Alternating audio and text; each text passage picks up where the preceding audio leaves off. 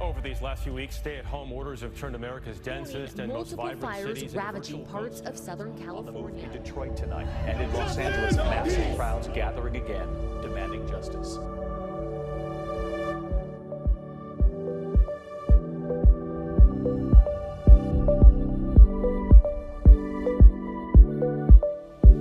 All across the country. With social distancing becoming our new normal, so many are trying to make a difference. As local companies, big and small, changing the way they operate. As the demand for personal protective equipment continues to rise, more companies are jumping in to manufacture it. We're going to take you inside a Ford auto plant that's being transformed into a ventilator factory. the popular local beer company will make hand sanitizer. It's a shield for doctors and nurses battling the COVID-19. Joanne Fabric and craft stores are offering free mask-making kits to This drone is delivering COVID-19 Got supplies Apple to a and nearby Google teaming up to Walmart teaming up with the federal government to increase testing across the country. Never have grocers, warehouse stores, even mini marts played such an important role. Sports arenas repurposed into massive food banks. Amid global protests, more than ever are now pledging to put their money where their mouth is. Apple is increasing spending with Black-owned supplies. YouTube said it will use $100 million to fund Black content and Bank of America pledged $1 billion over 4 years to address inequality. A new offer kicks off Monday, allowing medical professionals to use the hotels at no cost. 3 local hotels are providing rooms to frontline healthcare workers. United Airlines is rolling out a coronavirus testing program. Business leaders can take a stand. They can make a difference. This is a moment where business has to be the greatest platform for change. The Chamber of Commerce is distributing the kits to help local businesses stay open. Businesses have the power to affect social change.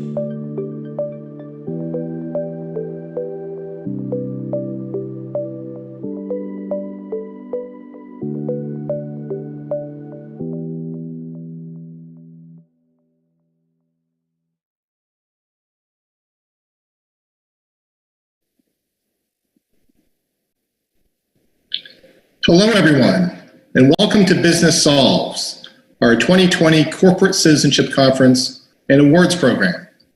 I'm Mark DeCourcy, the Senior Vice President of the U.S. Chamber of Commerce Foundation, and I lead the Chamber's Corporate Citizenship Center. Now, 2020 has been a year of tremendous change.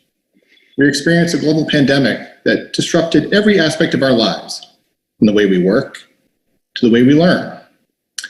The events of this year have challenged our communities and the businesses and workers that keep our nation running. It has also been a year of awakening, further opening our eyes to the systemic inequalities faced by millions of our fellow Americans.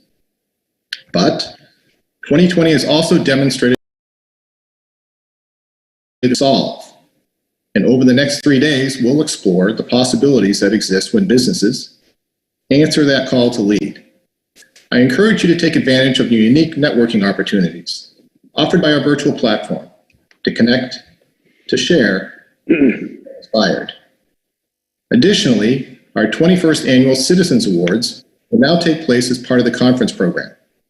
So make sure to tune in throughout the 3 days to find out which companies will take home the top honors. I'd like to also thank our event sponsors for their generous support.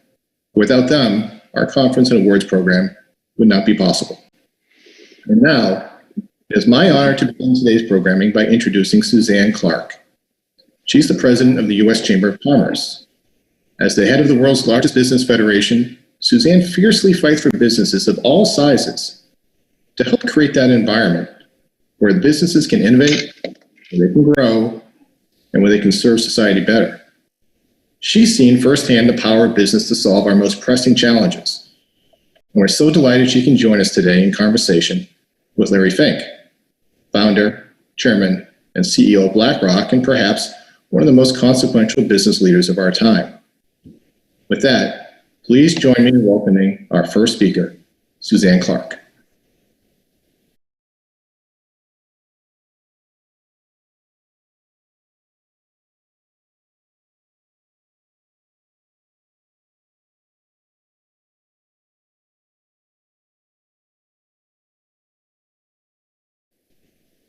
Thank you, Mark, and thanks to all of you for joining the Foundation's Center for Corporate Citizenship Conference and Awards.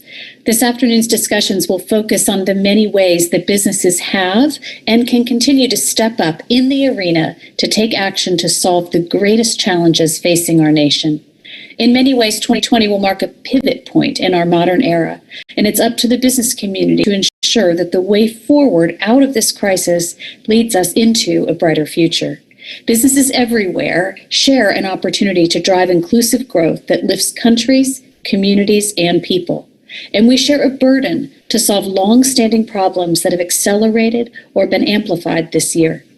These are unprecedented challenges, but they present unparalleled opportunities. So often, the goodness of business is thought of in terms of corporate social responsibility, and CSR is often discussed as an add-on and thus not fundamental to the nature of business itself. What gets left out of the conversation is how business drives societal good, what a job means to an individual, a family, a community. It means health, security, opportunity, and prosperity. None of these things are possible without the jobs and income that employers pour into communities. Last year, some people were questioning the fundamental purpose of a business. This year, businesses have had the opportunity to demonstrate that purpose. And how have they responded? When the country locked down, businesses kept our lives running. Manufacturers of all kinds converted their operations to produce masks, hand sanitizers, ventilators, and more. Frontline workers and industries kept communities operating during the economic shutdown and pioneered ways of working in these difficult times.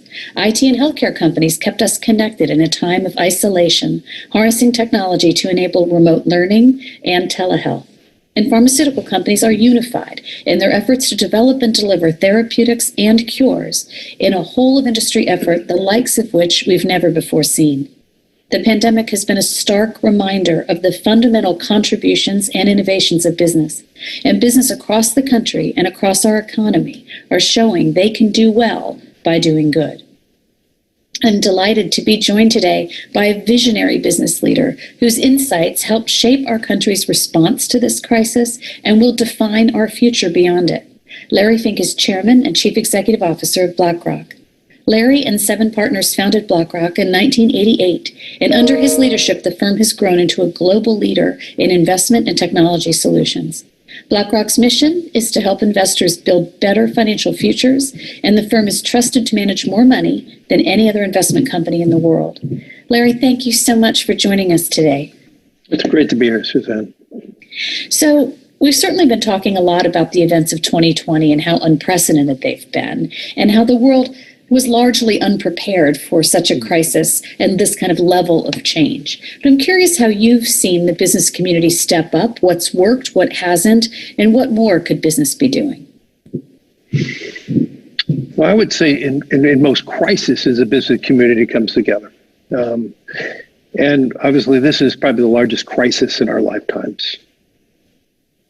And I do believe the business community has shown more purpose than any time in my 44 years of business. I think business has done more in the United States than in any other country in the world today. We understand our responsibilities. Many businesses announced during COVID that they were not going to do any terminations at all, even with economic uncertainty. In fact, my company, we're up 4% in headcount this year. And so I do believe we understand what it takes. And as I write in my letters to different CEOs, and many of you who are in the audience, if you're going to have a resilient business model, a resilient business model over the long term, and I'm not talking about a pivot here or a pivot there, but over the long run, the resiliency of that model, the resiliency of your long-term strategy really comes out. And we are certainly seeing in 2020 by equity market performance, the big winners and many losers. So I'm not trying to say it's perfect. And I think that's one of the big issues that's going to be confronting us in 2021 and onward, that this recession has created huge gaps in our social fabric. We've had, as I said, changes in how consumers consume. Right now, we are seeing how we lead business through Zoom calls. We're applying different techniques for medicine. And so what is remarkable is the human spirit and how we are adapting. And I think, Suzanne and everyone, we are better on the backside of COVID. We're adapting, we're resolving, we're improving as a species. I mean, I could tell you for somebody like myself, I never thought I could personally work at home. I didn't think I was capable. I'm not so bad at, maybe I work better when I'm in the office, and I am in the office 3 days a week. But we adapt, and this is the marvelous component of humanity. We adapt, we grow, we learn. But as I said, this great recession that we're living in because of the pandemic creates this unevenness. And this is what we're going to have to be focusing post-COVID. And these are some of the things that we're going to all have to work together and come together as a country. If you think about pulling those ideas together of the hope that you see of how people and businesses have adapted during this crisis, as you think to getting to the other side, how do you think companies, or what should companies be doing in thinking about social impact and purpose, but also as a platform for articulating their strategy and managing risks? Well, I think it's more than ever before. Companies have to be more transparent than ever before. I've asked in my 2020 CEO letter for all companies to report under SASB. Now, SASB is not a perfect mechanism, but it's the best we have at the moment. And if anybody out there can improve on SASB, I'm sure the organization would love to hear it. But at the moment, it does help us. And so since I wrote the letter, there's a 400% increase in companies reporting under SASB. Now, why is that important to me? And for all investors, because then we can understand how a company's social fabric of a company is dealing with it.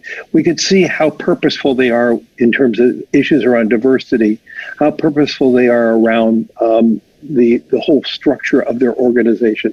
We can see their governance structure with great transparency. So I believe the process of transparency, and let's be clear, transparency was never a word businesses uttered 20 years ago. But through this transparency,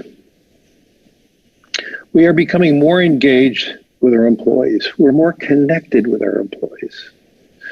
And employees are one of your key stakeholders. Through transparency, you're more connected with your clients. And what we are seeing, a transformation in how clients consume. Many, many people only want to consume with organizations they believe in. It's not, I don't think people consume blindly anymore, especially young people.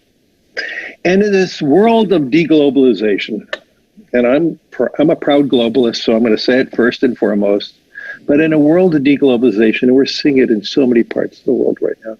And if you're a global company, if you don't earn your license to operate in every country you're operating in, you will not have that purpose to operate in that country. So in the United States, we have to be American. We have to do everything we can to improve the future of our country.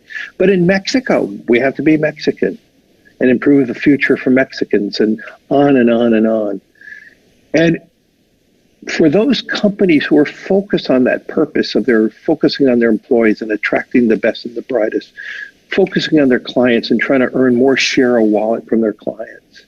And for those who are earning their license to operate in every community, their shareholders are the huge beneficiary of that, because when you execute that in the long run, you have very strong, durable profitability. And I think in COVID, we're seeing this very clearly. We're seeing the best companies who are able to perform in an industry where they could continue to work remotely, because there are some industries that are severely impacted by COVID. And it's hard to measure how successful those companies in those industries. But for many of the companies and industries, how we adapt, how we change, how we are trying to connect with our clients, we're proving our purpose more than ever before. And I do believe COVID is only going to accelerate our clients, our employees' desire for a stronger, more articulated business purpose. I have a follow-up I want to ask you about that, but first let's bring in our first audience question. Mm-hmm. Good afternoon, Mr. Fink. My name is Melissa Partridge, and I manage corporate and foundation relations for Babson College.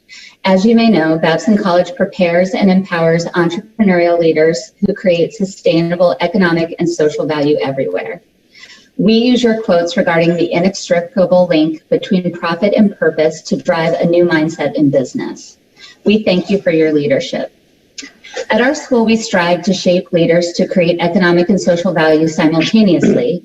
But do you believe corporate leaders know how to actually act on moving from a shareholder to a stakeholder model? How do you suggest they start? And how can educators like us best work with industry to achieve this mindset?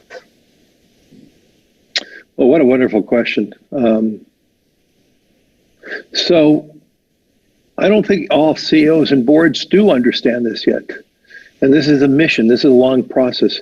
And I am so proud of how many businesses that are moving forward very quickly. And I write about long-term, and you framed the question appropriately about the long-term. We're not going to ask for miracles by any one company. Companies have to move forward. And I do believe the best companies are moving forward, and they're showing how they are more purposeful in their community. They're showing how they are more purposeful with their employees, and that then drives more client activity. And through that, you are building more durable profitability. And what I would also say, we are seeing a huge divergence in companies in the same industry, while having the leaders in the industry having a much higher PE than other companies in the same industry. I mean, I've never seen such a broad divergence of PEs. We're talking 20, 30, 40% divergence of companies in the same industry. And if you could look underneath each of those companies and see what is the reasoning for that divergence, the best companies are companies that are heavily engaged in their corporate purpose, driving their employees, driving their clients, and then earning that license to operate in all the communities. And you're seeing that through the profitability. And I believe this is becoming more and more real. I've had dozens of phone calls, Zoom calls with boards of directors. Before COVID, I had many, many annual meetings with many, many boards in person. And boards are more and more interested in how to drive this. They are more interested. As I said, this is not going to happen overnight, and I never expected this to happen overnight. But I truly believe we as a business community, we're improving, we're getting better. I believe more and more businesses understand the concept of inclusive capitalism, that we have to build capitalism for more. And that's being driven by the best voices. And the last thing I would say related to leadership. 10 years ago, and much earlier, I would say most leaders of businesses did not want to have a voice because we all thought clients didn't want to hear your voice. They wanted to buy your products. And I think it's changed so dramatically. And much of it has to do with each year we get more and more millennials in our workforce. And I do believe the millennials are changing their parents and how they drive and how they consume. And I do believe there's this transformation that's going on, that the greatest companies in our country, in our country and in the world are companies that are driving themselves with purpose. Their leadership has courage, conviction, and have the drive of willing to have a voice. And I believe that's what's necessary in this divergent world we live in. It's not about running away and hiding from your voice. And this divergent world is about having a voice.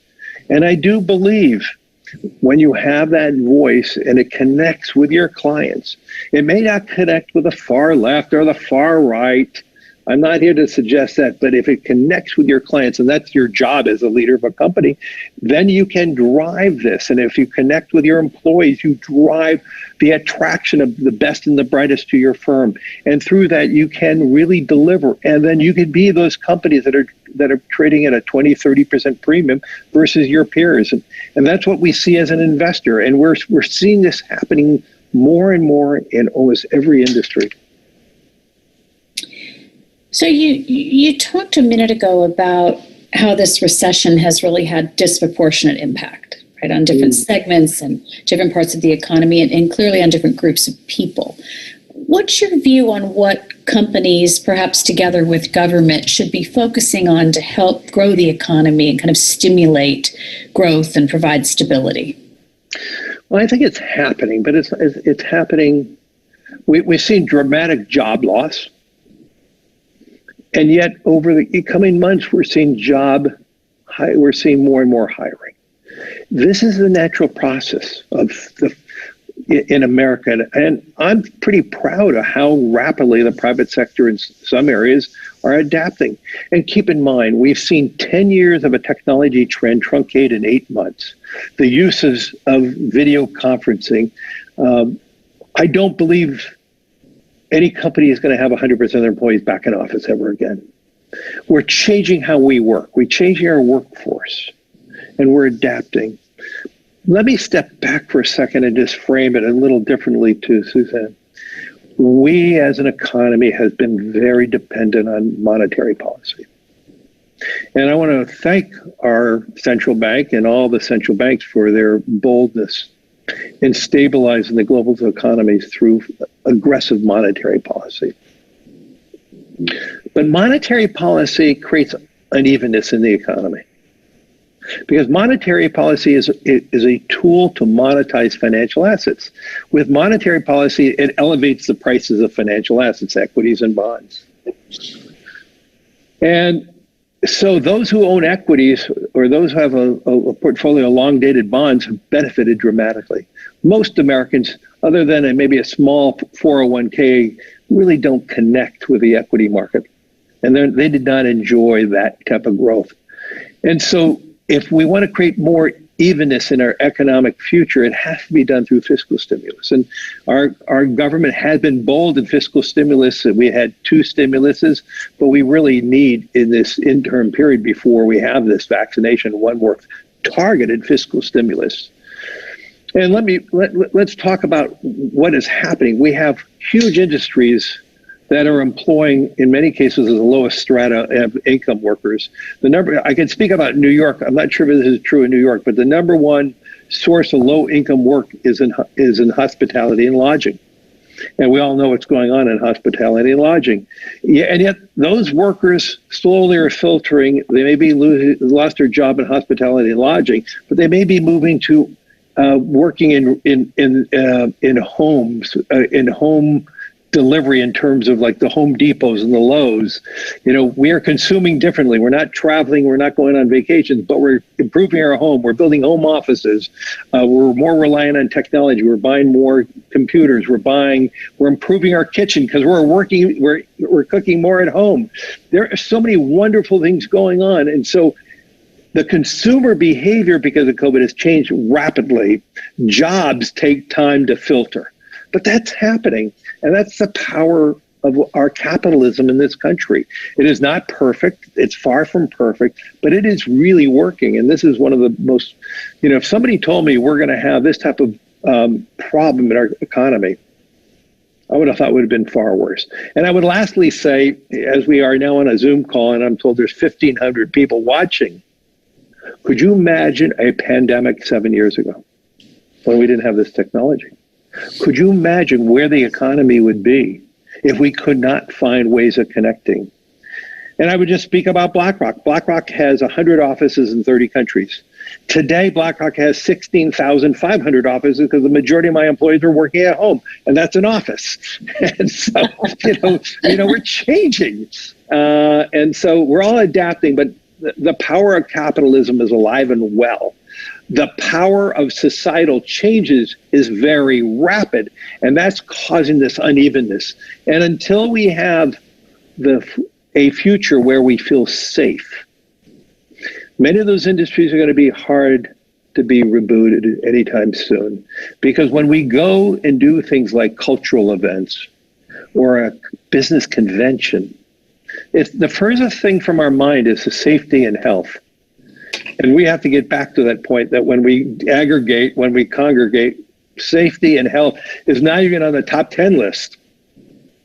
And so even if we have this vaccination that seems to be, going to be coming in the next quarter or so, we still are not going to understand how long the antibodies work in a body. And so we still don't have that safety yet. And until we know that, I still think it's going to be slower for some components of our economy to change. But I would say, Suzanne, our behaviors have changed in many ways.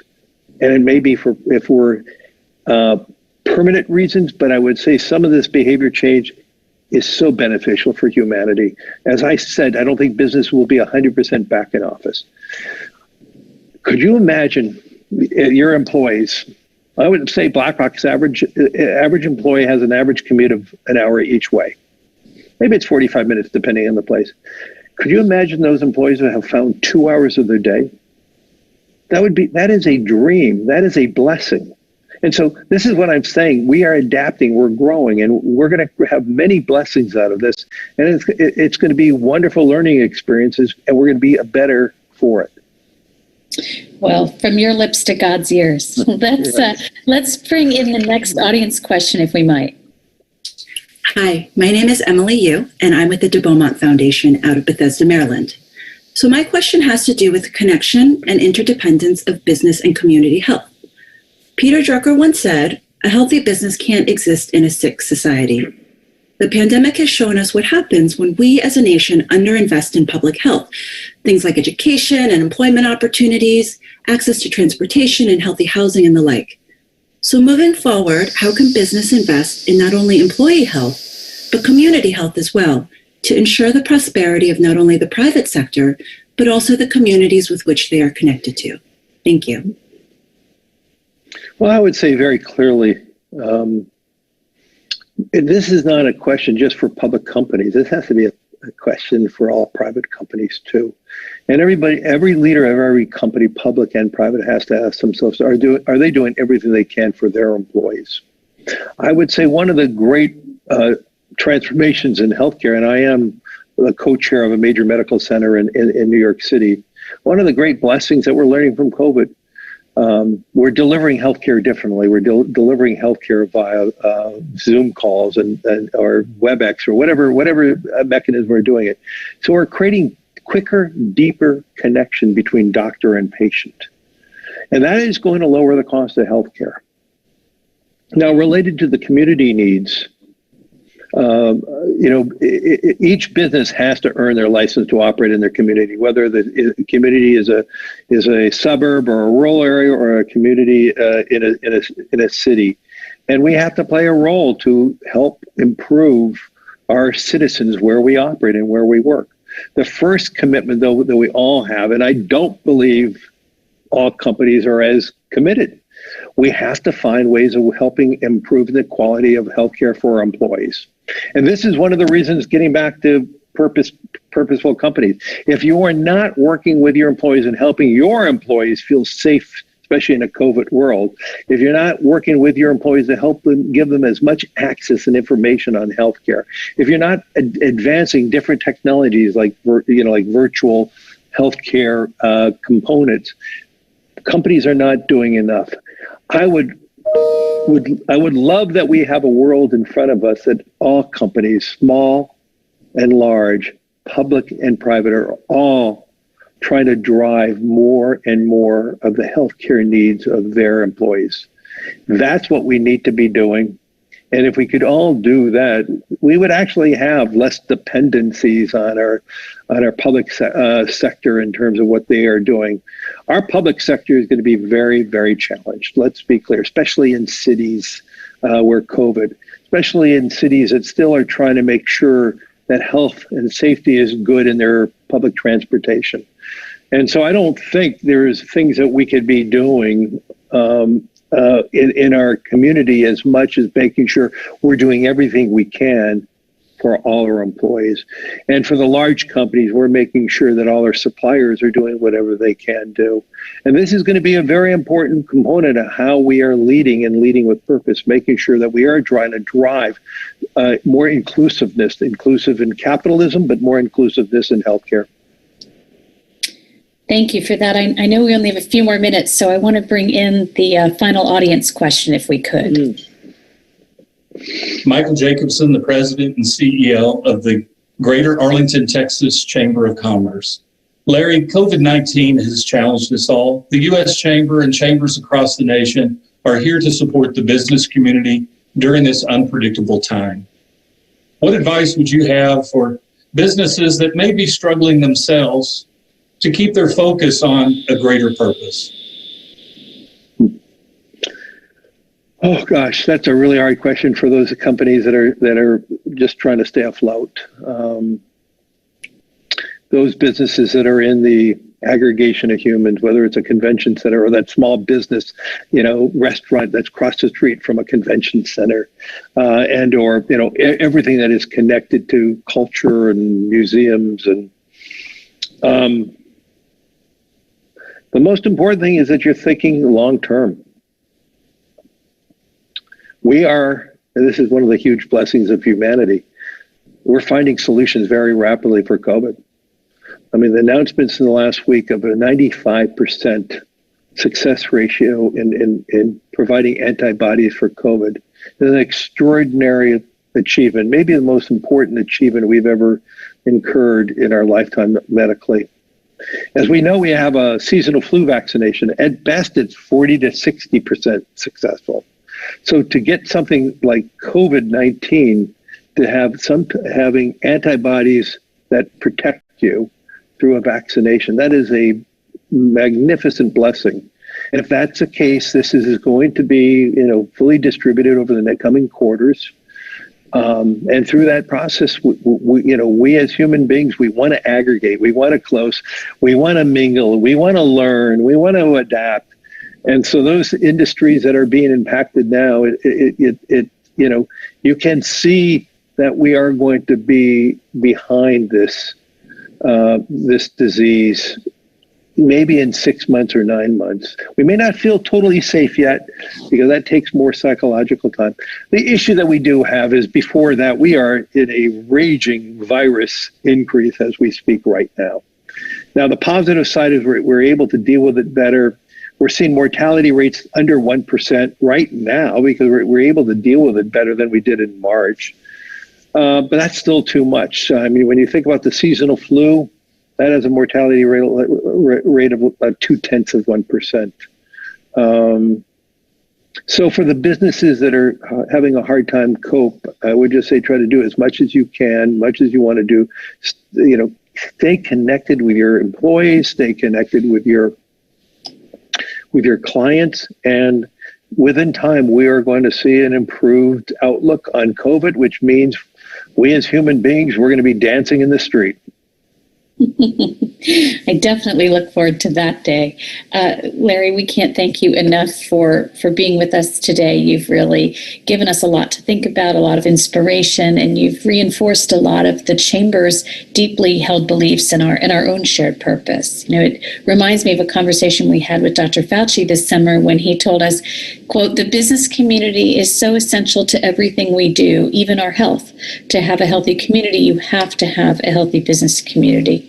And, I think we're optimistic together because businesses are lifting us up, they're moving us forward, and we're optimistic because we believe in business and we believe in science. And I think you so rightly said, and it was inspirational to hear you say it, that we believe in the American people and the American system. So there is a light at the end of the tunnel, and the private sector is leading us all towards it. And I think, to your point, we can evolve and grow along the way. So we really appreciate you being with us today. Thank you. Thank you, everyone. Thanks, Suzanne. Stay safe, please. Bye-bye now. Bye-bye.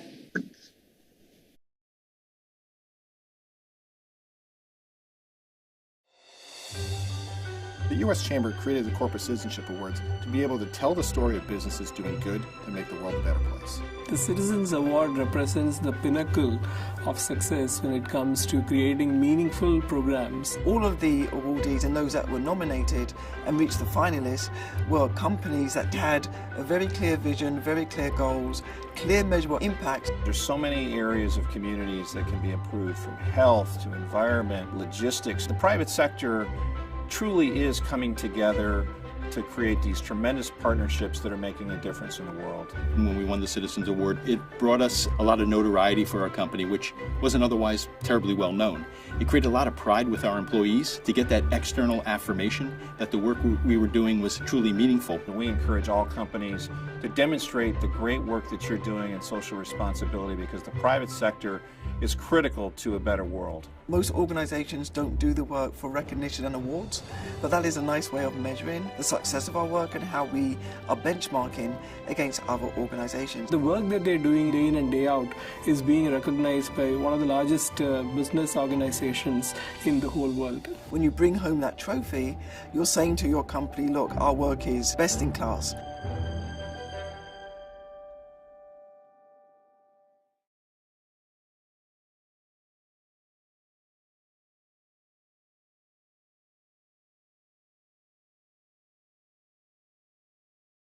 Hello again, everybody. I am delighted to be back to introduce you to the Citizens Awards, which is our corporate awards program and celebration that has been historically held at the end of the Chamber Foundation's annual Corporate Citizenship Conference. For those of you who are hearing about this program for the first time, who are among the tens of thousands who have applied, participated, or attended the annual ceremony, the Chamber Foundation created the Citizens Awards 21 years ago to honor the best in corporate citizenship. And while 2020 has shown the remarkable power of business to solve, this is not a recent trend, but an evolution of corporate giving and corporate purpose. The Chamber Foundation has been documenting this progression, and its history can be told no better than our Citizens Awards program. To mark the 20th anniversary of the Citizens Awards last year, the Chamber Foundation established the Corporate Citizenship Hall of Fame.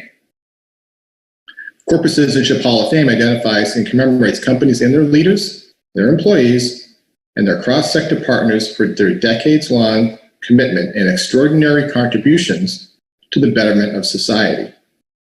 The inaugural Hall of Fame inductees included Cisco, DSM, GSK, Merck, and UPS. And this year, we are honored to induct two new Hall of Famers, the Citi Foundation and FedEx. I can confidently say that together, these 8 companies brought about a new era where corporate purpose is the foundation for progress and set an example for the rest of the sector. You can learn more about the Corporate Citizenship Hall of Fame and its 2019 and our new 2020 inductees, Citi Foundation and FedEx, right now on the Business Solves platform. I encourage you to check out the impact they have made all over the world. Once again, congratulations to our 2020 inductees, Citi Foundation and FedEx. I'll now turn it over to our new Hall of Famers so they can tell you a bit more about their corporate citizenship journey and how they got to where they are today. So what does CSR mean to FedEx? Well, at FedEx, we believe that corporate purpose goes far beyond profit. Our more than 500,000 team members show up every day to connect people with possibilities, whether it's a small business owner with a new customer, communities with first aid and fresh water after a natural disaster, or even more recently, hospitals, providing them with life-saving PPE in the midst of this global pandemic. To us, a dedication to purpose means awareness of the vast influence of our company. And it's our role as a large company in a much larger ecosystem that includes our team members' well-being, the vitality of the communities where we work, social movements like the fight for racial justice, and the natural environment that surrounds us. So corporate social responsibility means taking all of this into account and being intentional about how we can be a force for good across every stakeholder we influence.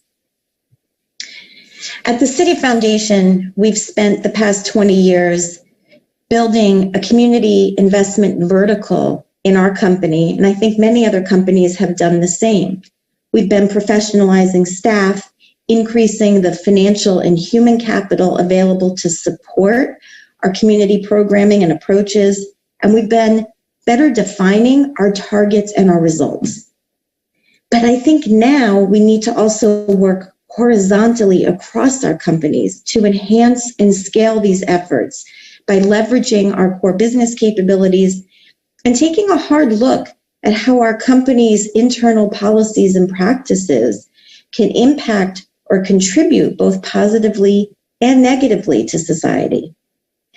Corporate citizenship today, more than ever, is really about taking a stand on the things that we will do to drive positive societal impact.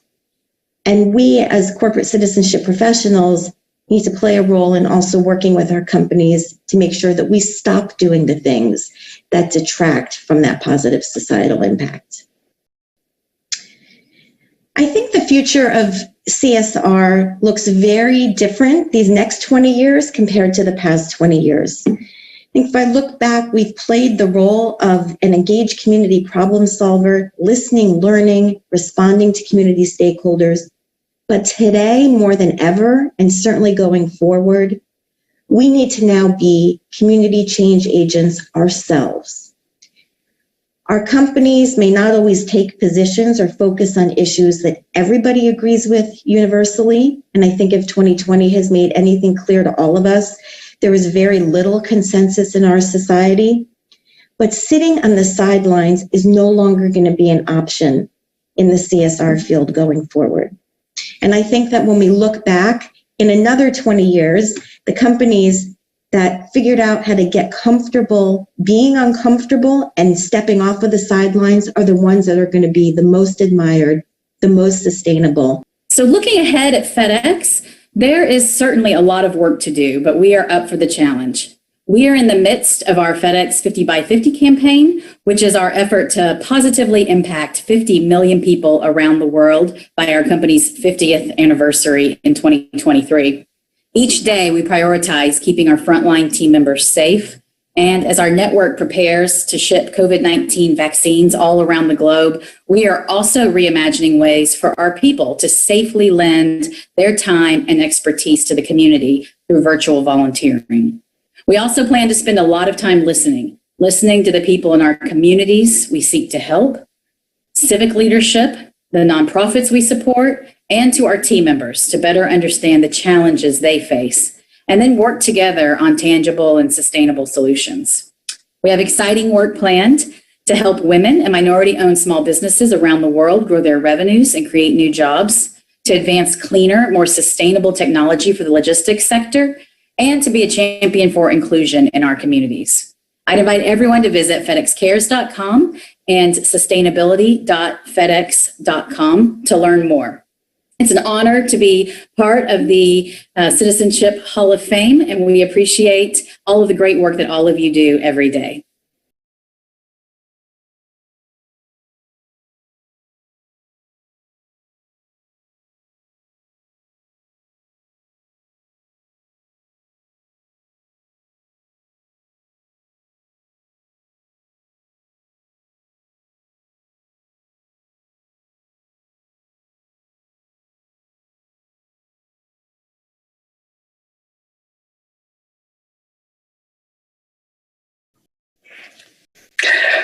Hello, my name is Gina Clark. It is a pleasure to be here with you today. I have the honor of serving as the president of the AmerisourceBergen Foundation, a role that is very close to my heart. Since our establishment in 2014, the AmerisourceBergen Foundation has been committed to making investments in local communities to improve the health and well-being of humans and animals around the globe. It is what motivates us every day, and it is ingrained in everything we do. From our work to combat the opioid epidemic through safe disposal, prevention education, and innovative solutions, to supporting access to health care for underserved populations, and in our disaster response efforts, the Foundation has worked with more than 100 nonprofits in 2019 alone to create a sustained and global impact. This year, we had an even greater opportunity and responsibility to fulfill our purpose of creating healthier futures as the pandemic took its toll on everyone. To have any impact on addressing a health emergency, we believe that you must partner with like-minded not-for-profits to share resources and knowledge to reach those local communities. That is why the AmerisourceBergen Foundation donated more than $1 million in emergency grants to pandemic response efforts to more than 20 nonprofits, including AmeriCares, Direct Relief, and Healthcare Ready. This allowed organizations to concentrate on the communities hardest hit by the pandemic. We also paid specific attention to organizations that were focused on providing support to diverse communities and give that support in a targeted and culturally responsive way. And while we're proud of where we focus our efforts, we know there is much more to be done. And we will continue to support those most affected by COVID-19 by addressing health disparities and strengthening our own diversity, equity, and inclusion focus, both inside and outside our organization. Today, I am honored to be joined by two colleagues to discuss how, through collaboration, our organizations have been able to meet critical healthcare challenges in underserved communities by supporting local sites of care, like pharmacies, and addressing the mental health needs so prevalent in the lives of our healthcare professionals during this time. So first, I'd like to welcome Tara Waters, Director of Business Development for AmeriCares. Tara manages strategic partnerships for emergency programs and U.S. programs, and she's also critical in evolving those partnerships into long-term collaborative relationships, evident by the 15-plus year partnership between AmeriCares and AmerisourceBergen. I've come to know and appreciate Tara over the last few years, and it is a pleasure to welcome her today. I am also thrilled to be joined by Chichi Moma, Chief Operating Officer at Springfield Pharmacy, located just outside of Philadelphia. As an independent community pharmacist, Chichi is not only a critical member of the business community in Springfield, she is also one of the most accessible healthcare providers in her community.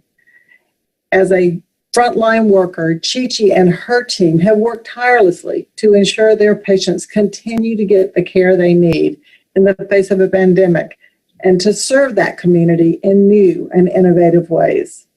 Chichi and Springfield Pharmacy is part of the AmerisourceBergen's Good Neighbor Pharmacy Network, which includes thousands of community pharmacies across the nation, providing such valuable care during this time. So welcome to Chichi. I'm so proud to have you here, Chichi. Thank you. And with that, let's dive in. I'm going to throw this first question to Chichi, but Tara, I'd love for you to add on as well. Chichi, we know this has been an unprecedented time globally, and COVID-19 has taken its toll physically, mentally, and economically. From your vantage point, how has the COVID-19 pandemic especially impacted healthcare workers and health professionals such as yourself and your colleagues? First of all, I'd like to say that we are burnt out. We are every day trying to figure out ways to adapt with what is going on in our nation and in the world, and being able to be flexible and still accessible to our communities. Healthcare workers, I call superheroes. And no matter how tired you are every day, you still have to put that cape back on and go out there and be accessible to your patients. The cost of working and not working has increased. The cost of just running a pharmacy or running a business has increased. We have had to pivot every day, different ways to make healthcare accessible to our patients, whether it is increase in delivery, increase in telehealth or telemedicine, curbside deliveries. And I mean, our communities expect us to be open, and they expect their medications to be readily available. And it does not matter how physically or mentally tired we are, we still have to show up for them every day. You know, Chi-Chi, I know we all have seen pictures of us all rightfully applauding the doctors and the nurses, and they are doing tremendous work. But as you just described it, you guys are too, and you are receiving our applause every day, even if you can't see it. But I know that mental health strain that you reference is something that matters deeply to AmeriCares. And Tara, I'd love to hear you speak about how you believe that COVID has impacted healthcare workers and health professionals. Absolutely. Thank you, Gina. So, Gina, as you know, AmeriCares is a health-focused humanitarian organization. So supporting frontline health workers like Chi-Chi has been a longstanding priority for us. Over the last many months, as we have worked to put PPE into the hands of health workers who were unsure where their next mask was going to come from, we have heard so many stories of feelings of stress and anxiety and exhaustion, like Chi-Chi is mentioning, and loss. We have one health worker who told us he's the father of 8, and he's unable to relax. He is always on alert, afraid of bringing the virus home to his family. And we've spoken to those that have lost coworkers, and one in particular just said to us, the grief is real and it's just one day at a time for her. So, health workers deserve our support, and through, as you mentioned, AmeriCare's mental health programming and other interventions, we're giving them the tools they need to maintain their own health and continue to care for patients.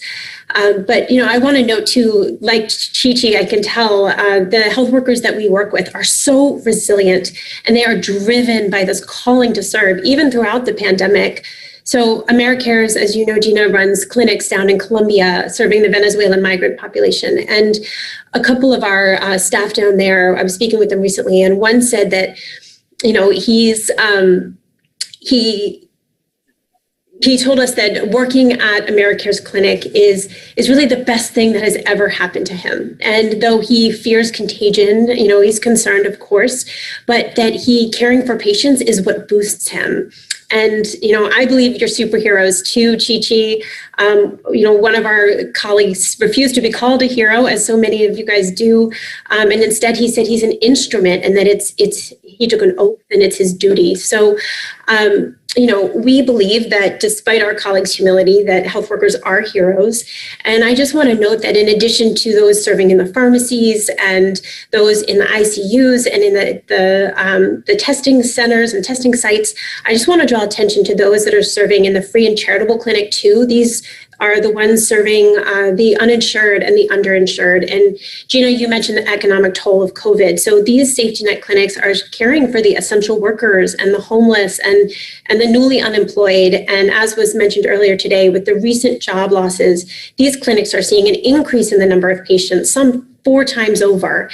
And, these clinics, they're nonprofits. They have volunteer staff, limited budget, limited access to PPE, and they rely on AmeriCares and by extension, AmeriSourceBergen and our other donors to keep their doors open. And, as Gina, you mentioned, keeping the doors open on these clinics is so critical to promoting health equity and access and inclusion in this country. And so as we think about the toll on health workers around the world, I just invite us to remember the safety net sector as well and the compounding pressures they're under.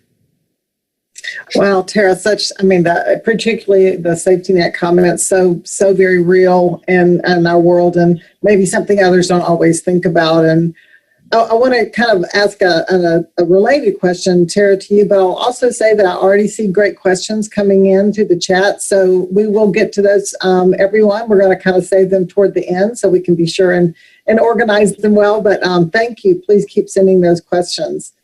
And Tara, just to extend a little bit on what you were saying, at AmeriSourceBergen, and we referenced our partnership, we have been working closely with organizations like yours, really embedded in the communities to try to quickly expand access to quality care. We all know there are health care disparities, and they are real and they are tragic.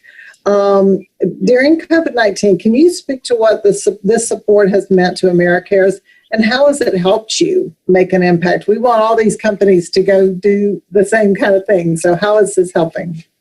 Absolutely. Well, yes, the early support of key strategic partners like AmerisourceBergen has been critical to AmeriCare's ability to scale up and to launch a coordinated global response to COVID. So for this work, we are grateful. But when I consider what is unique about our partnership and what has really elevated our impact during COVID, I think of a few things. The first is flexible funding. So Gina, you came to us, you said, here's COVID funding, put it where you need it most. And, this is always helpful, but during COVID, it was critical. It's been critical because it enables us to pivot and address the areas of greatest need, which, as Chi-Chi can attest to, has been changing and evolving over the course of the pandemic and continues to do so. So that flexible funding has been so important. The second factor that I think has actually elevated our impact is actually AmerisourceBergen's commitment to our non-COVID programming. So, during the course of the pandemic, AmerisourceBergen renewed and deepened its multi-year commitment to AmeriCare's U.S. Behavioral Health Initiative. And right now, that is so important to ensuring that underserved populations have access to care for chronic illness like diabetes and hypertension, and in this case, mental health. This is an important part of responding to COVID. So with partners like yourself, AmeriCare is working to ensure that these vulnerable populations are not suffering from or dying from preventable and treatable illness as a result of an overburdened health system. So the flexible funding and that ongoing support are so important. And then finally, I would say the third factor that's really elevating our impact is the annual core support that AmerisourceBergen provides to AmeriCare's emergency programs team. So right now, that reliable funding has enabled us to respond across 26 countries to COVID-19, but also to respond to the wildfires out west and a record-breaking hurricane season and the typhoons in the Philippines and all the other natural disasters right now.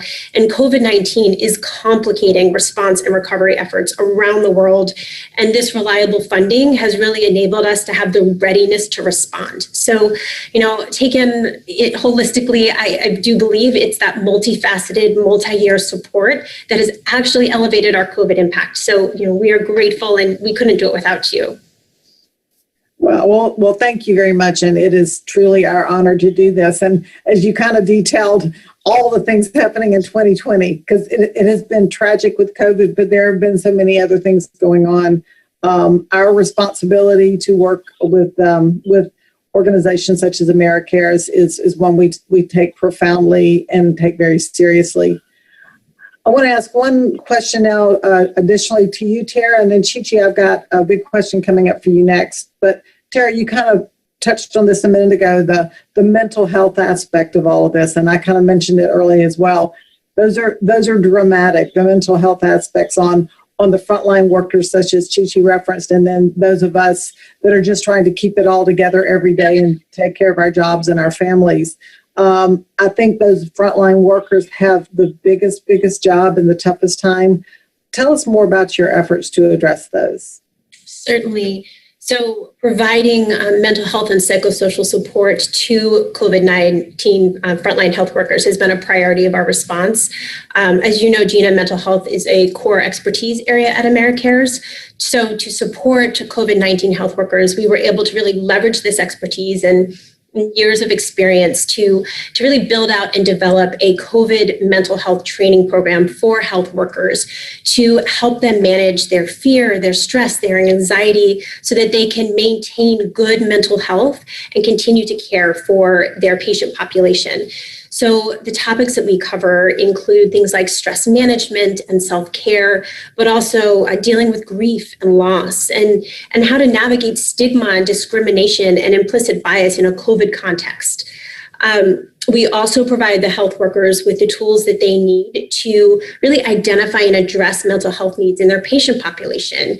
This is through offering psychological first aid or special modules on helping children and adolescents deal with grief and loss during COVID.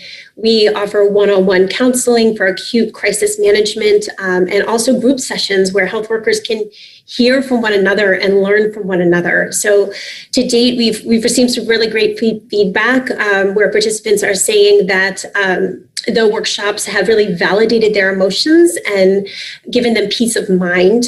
One participant in particular, she said that attending the workshop helped her find herself again.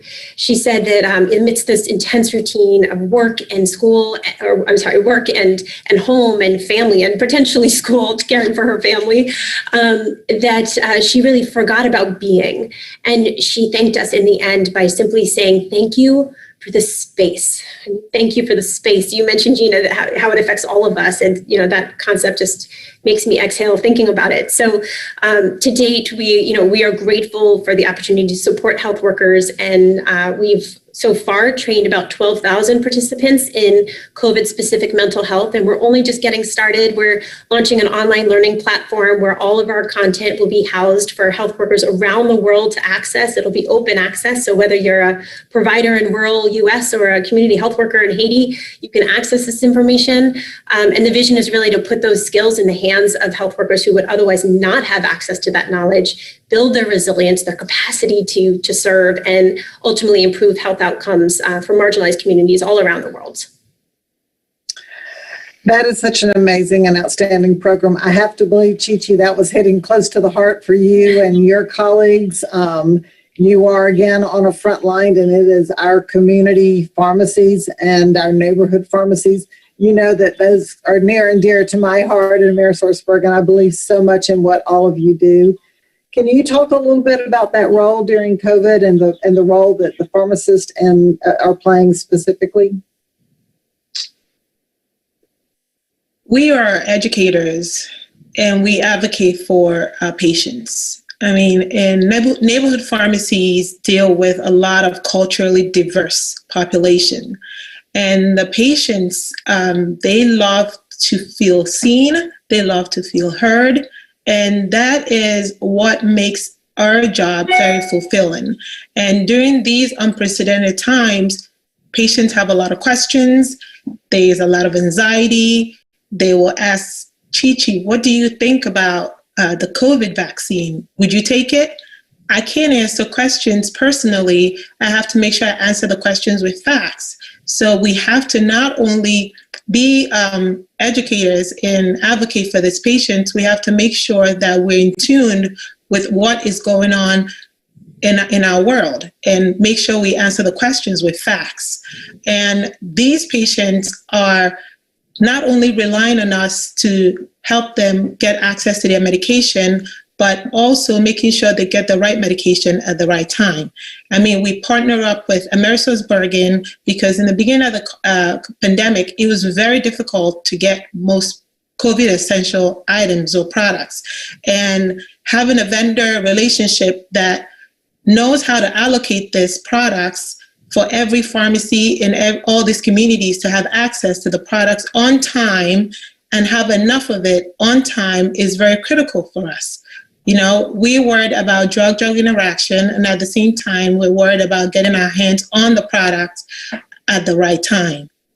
So it is a lot for us, being able to be flexible, being able to adapt, being able to stay informed of the facts, and being able to be there for our communities and meet them right where they are, and explaining things to them at their level and being accessible to them when they need it. You know, you hit on such an important point, Chi-Chi, there, and I'm gonna be a little risky here because I'm proud of our pharmacies everywhere, our chain pharmacies and our community pharmacies.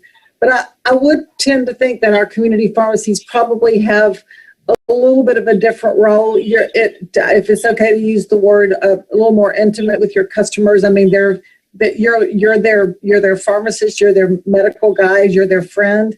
Maybe talk a little bit about that unique role of the community pharmacist.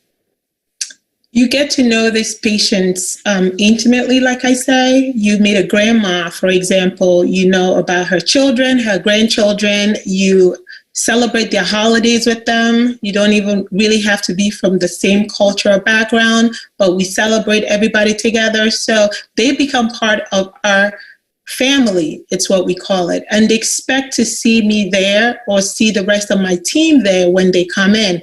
And it gives them a sense of security. It gives them a sense of belonging. And it becomes their pharmacy, their pharmacist. It's an extension of their home. And for them to understand what the other healthcare providers are telling them has to come through us, has to come through our pharmacy. So we become the liaison between them and the other healthcare providers, liaison between them and the insurance companies. It's like we are jack of all trades. I hope we're master of all of them, but we are a jack of all trades. Well, having my own community pharmacy just a few blocks away, you just described it perfectly. So, and it's kind of like walking into my healthy cheers, if you will, because it's always like, Gina, welcome, glad to see you. So thank you for that. And maybe one more question specifically to you, Chi-Chi, and then we've got some great questions in the chat, so I'll go to some of those. But, AmerisourceBergen, you referenced it, we're embedded in the supply chain, so we live and breathe that every day. And I've been so proud of our distribution centers and the extra work they've been putting in trying to make sure that you do get what you need to serve your patients. How, from your point of view, how has the supply chain been impacted from the pandemic? And, everybody wants to know what you think about the vaccines that are coming. What are your thoughts? From a supply chain standpoint, in the beginning of the pandemic, it was rough. It was very, very hard for us to plan ahead, for us to project how many products we need to get in to serve the population that we have. But AmerisourceBergen was very good with being able to balance it out. That's why the word allocation comes in, where they allocate a certain amount per distribution center, per region, per community, per pharmacy, based on our buying habits, right? And we also being able to buy certain things from different distribution if the demand is there. And yes, a lot of people do ask me about the COVID vaccine. And our community pharmacies, mostly independent pharmacies, are well equipped. I mean, using the flu vaccines, for example, independent pharmacies offer high flu shots than most doctors' offices, and the providers in the area are able to channel their patients to us because we see them first. We have a relationship with them. We can convince them to get the shot better than other people in the doctor's office. So, and I believe that as pharmacists, we are equipped to be able to help vaccinate everyone for the COVID vaccine. And we're ready. We're preparing, we're ready. We are filling out the necessary documents that we need to, but we are ready to help the community, to help our patients, to help America get this together.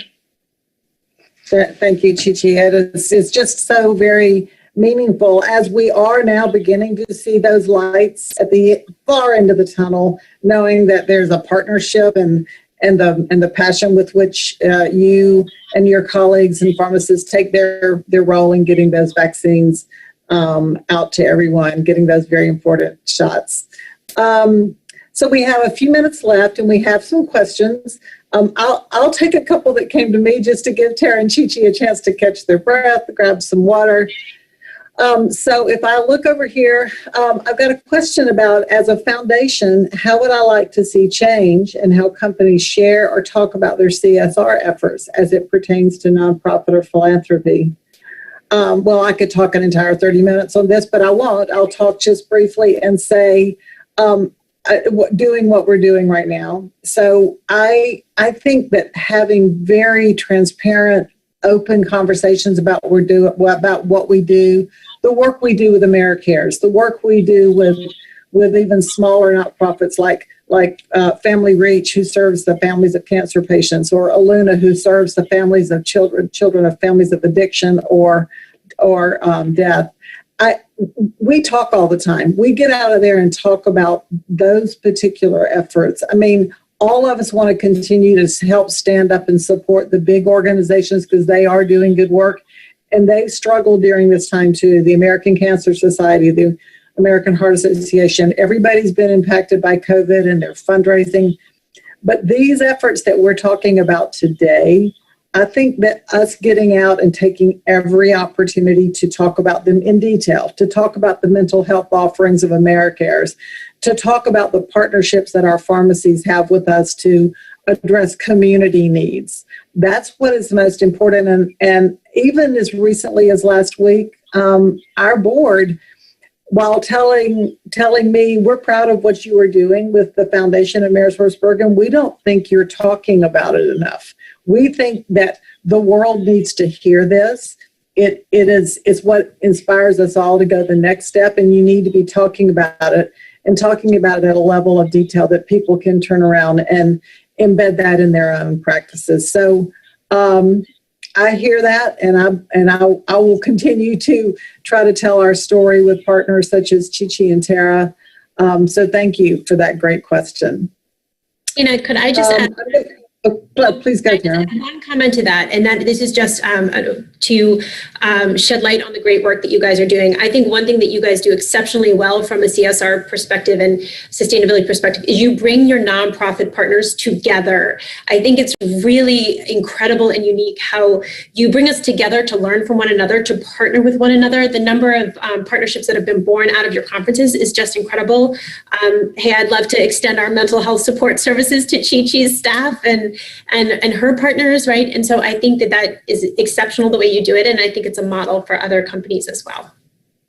Well, thank you, Tara. And kind of a quick comment to that, and then Chi-Chi, I'm going to throw a question to you. We've done our foundation conference that Tara mentioned a couple of years. This year, clearly, we had to do it virtually, and we were like, wow, how are we going to pull this off virtually, like we all worried about in the early days, right? So what we did, I have a tremendous team led by Susan Lorenz Fisher at our foundation office, and we were able to create a virtual day-long conference, much like we're doing here. And just as Tara's describing, it was amazing to watch, even in the chats during different presentations, people connecting and saying, let's get together after this, or I've got a way we can work together to address this small community challenge. Collaboration is almost always the key to solving problems.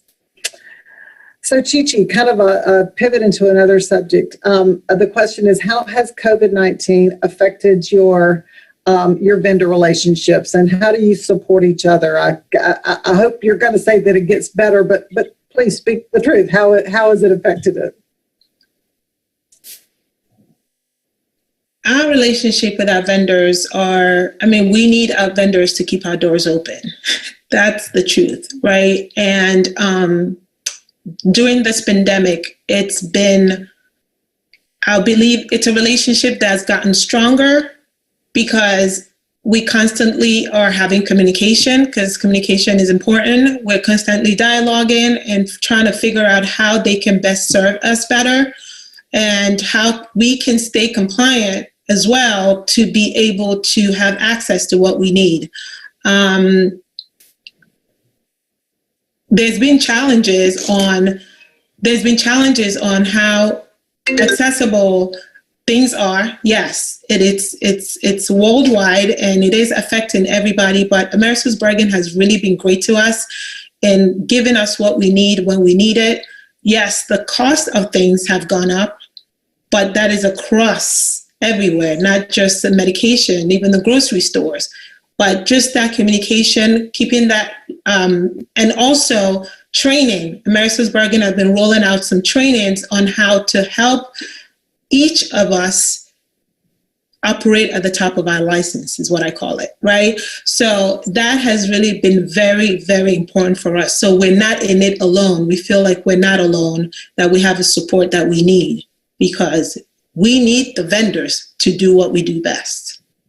Yeah, Chi-Chi, you mentioned something that I think is so important. And for those of you listening that don't know the phrase operating at the top of their license, I'll just lobby for something here. I think it is so important for our pharmacists to be able to do this. It is how they can better deliver care at the community level. So if you don't know what it is, we won't use time to try to explain it. Go look it up. It's important. It's very important. Guys, we've got so many great questions. I may not get to all of them, but I'm going to try to hit one that you kind of opened up the dialogue on, Tara, and that's really around the social safety net. And I think it's a question probably I'll ask you to address, and then I'll try to speak to it from our perspective as well. And the question is, with regard to the social safety net, particularly with regard to healthcare and food insecurities, both exponentially increasing. How are you rethinking your approach with regard to partnerships such as ours, and also how individuals can better connect? So I know, Tara, this is a passion of yours and AmeriCare's. If you want to start, and then I'll add a couple of thoughts. Sure. Well, I think that as I had mentioned earlier, that health equity and access for marginalized communities is actually core to our mission. It is what we are about. It has been core to our mission for a long time. So I don't know that we're necessarily changing that. I think we are doubling down on that and making sure that all communities have access to health. I think, COVID has definitely shed light on health disparities in our country. And so that is an area that we are continuing to support with AmerisourceBergen's support as well. And we see this as a global, a global mission for communities all around the world that are disadvantaged or are discriminated against, and making sure that they have access to care is just critical. I'll just add to that I think one of the things we've tried to do this last year, and particularly during these last few months, is try to use every demographic research support vehicle that we could to help target this support. I mean, we had general, good direction to go there, but we've really gotten very specific to be able to go into areas that need it the most. So if it's perhaps to your point, Tara, it's not rethinking our approach, it's doubling down, it's refining our approach, it's getting laser focused on where we can make the most impact in the shortest amount of time. And I think you're going to continue to see us do that. So I do know we are now really going to be running out of time soon. So I will just say thank you to all of you. We have more questions, so maybe one day the Chamber of Commerce will invite us all back to continue this discussion.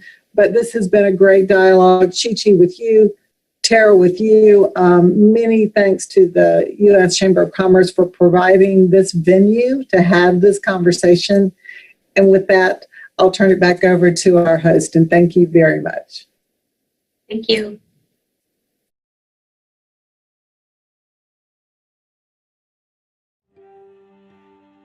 At CSX, we believe in serving those who serve. That's why we launched Pride in Service, our signature program focused on connecting military, veterans, first responders, and their families to the community resources and financial support they need, when and where they need it. It's our way of saying thank you.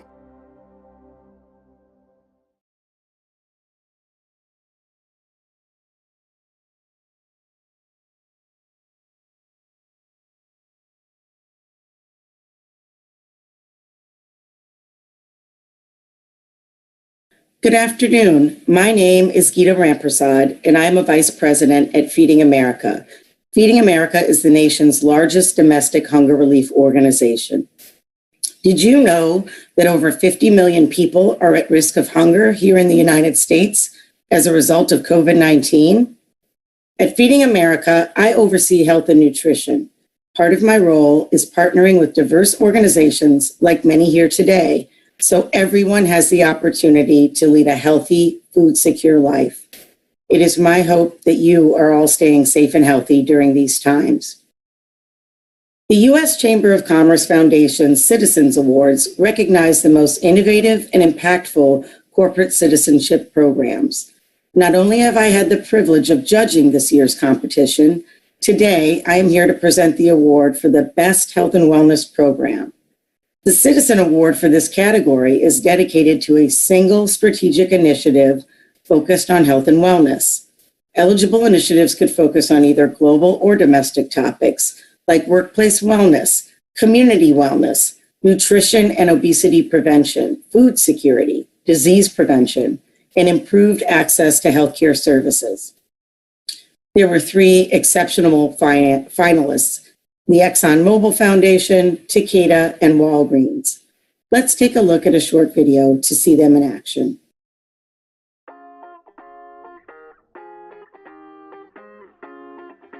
The finalists for the 2020 Best Health and Wellness Program Award are ExxonMobil, ExxonMobil has engaged in both workplace and charitable initiatives in the fight against malaria. Over the past 20 years, grants to support research and partners have reached more than $170 million, making the company one of the largest non-pharmaceutical corporate donors battling the disease. In 2018 and 2019, ExxonMobil helped Frontline partners deliver 470,000 bed nets, train 110,000 health workers, and reach nearly 5 million people directly impacted by the risk of malaria. Takeda. In partnership with Microsoft and Eurordis Rare Diseases Europe, Takeda established the Global Commission to End the Diagnostic Odyssey for Children with a Rare Disease, made up of advocates, researchers, physicians, and technologists. The Global Commission launched cutting-edge technology pilot projects, equipping frontline providers with tools for diagnosis, referral, and reimagining the genetic consultation. The Global Commission is also launching a campaign to empower parents to work with their physicians to discuss rare disease. Walgreens. Walgreens, in partnership with the UN Foundation, donates one life-saving vaccine for every immunization issued in store. The Walgreens Get a Shot, Give a Shot program grew from an annual donation of 3 million vaccines to 11 million vaccines, equal to a value of $2.6 million. The program has issued 50 million measles and polio vaccines to children, with the goal of 100 million vaccine donations by 2024.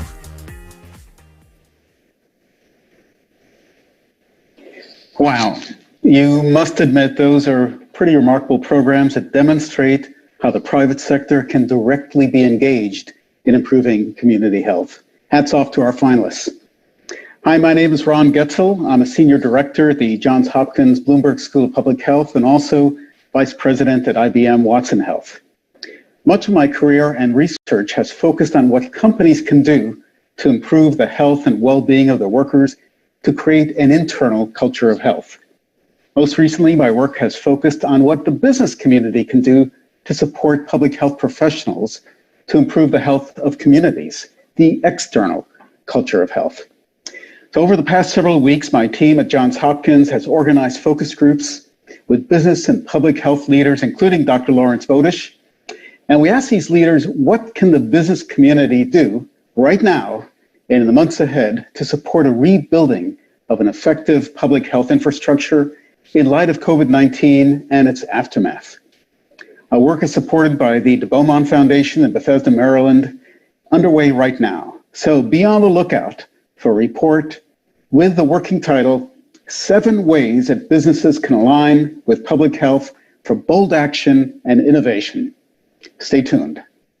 So back to our award ceremony. I'm so excited to see all the 3 finalists as great examples of ongoing corporate engagement and community health. But now, the moment you've all been waiting for, and the winner of the Best Health and Wellness Program Award is Walgreens. And let's hear it from Walgreens team about their acceptance. Thank you.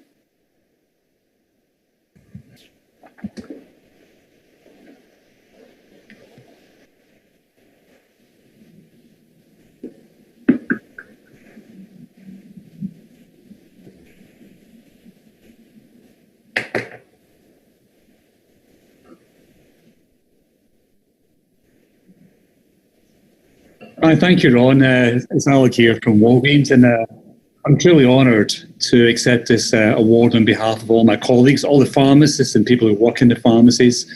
I think, as Chi said in the previous segment, real essential workers, and it's great to get this recognition for wellness as well. Also, I want to thank all of the patients who helped to donate to this programme, and also importantly, I want to thank the UN Foundation for their great partnership. It's been 7 years and 60 million vaccinations, measles and polio, and it's just been a great partnership. And the work they do around the world is truly remarkable to help communities, even when this pandemic is gone. And fingers crossed, they'll be gone soon. They'll continue their amazing work, around the world. Also, really importantly, we're going to try and do more. We want to go further. We want to do 100 million vaccinations by the year 2024. That's a goal and a commitment that we make together with our partners. I also want to thank you, the US Chamber of Commerce and Foundation, for recognizing this impactful work. Again, we're so privileged and proud to be able to work with our partners to get this done. So with that, I want to pass on now to Martha Rabor, who's Executive Director of the UN Foundation's Shot at Life campaign. Martha, it's been a fantastic journey with your foundation. We're really proud of the work that we have done together. We couldn't have done it without you, for sure. And thank you for your partnership, and thank you for all you do in this work. Well, thank you. Thank you, Alex. It's an honor to stand with you virtually and accept this award on behalf of the UN Foundation. The Get a Shot, Give a Shot partnership, saves lives. And I think it really shows the potential for global change when businesses like Walgreens take action and make commitments to the Sustainable Development Goals, and in this case, commitments to helping protect children around the world. Thanks to this unique program, Walgreens customers get to make a triple impact. So it's global and local. They protect themselves, they get vaccinated, they're protecting those in their community, and then through this program, they're helping protect a child around the world. And I think if this current pandemic has shown us anything, it's the importance of vaccines, right? Vaccines are the most important public health intervention, probably next to nothing except clean water. So I just want to say that this program that helps ensure children, no matter where they're born, get a chance at a healthy shot at life is so important. And the UN Foundation is committed to continuing our work with you to protect children everywhere, to reach 100 million doses. That's just an incredible commitment, Alex. I wanted to thank you again, 100 million doses by 2024. And I want to thank the U.S. Chamber of Commerce Foundation for recognizing this partnership, and I hope it will inspire others. Thank you.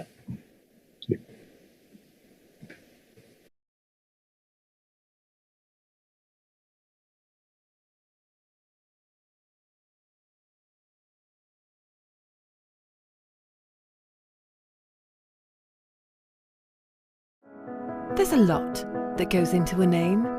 What's more important is what's behind it.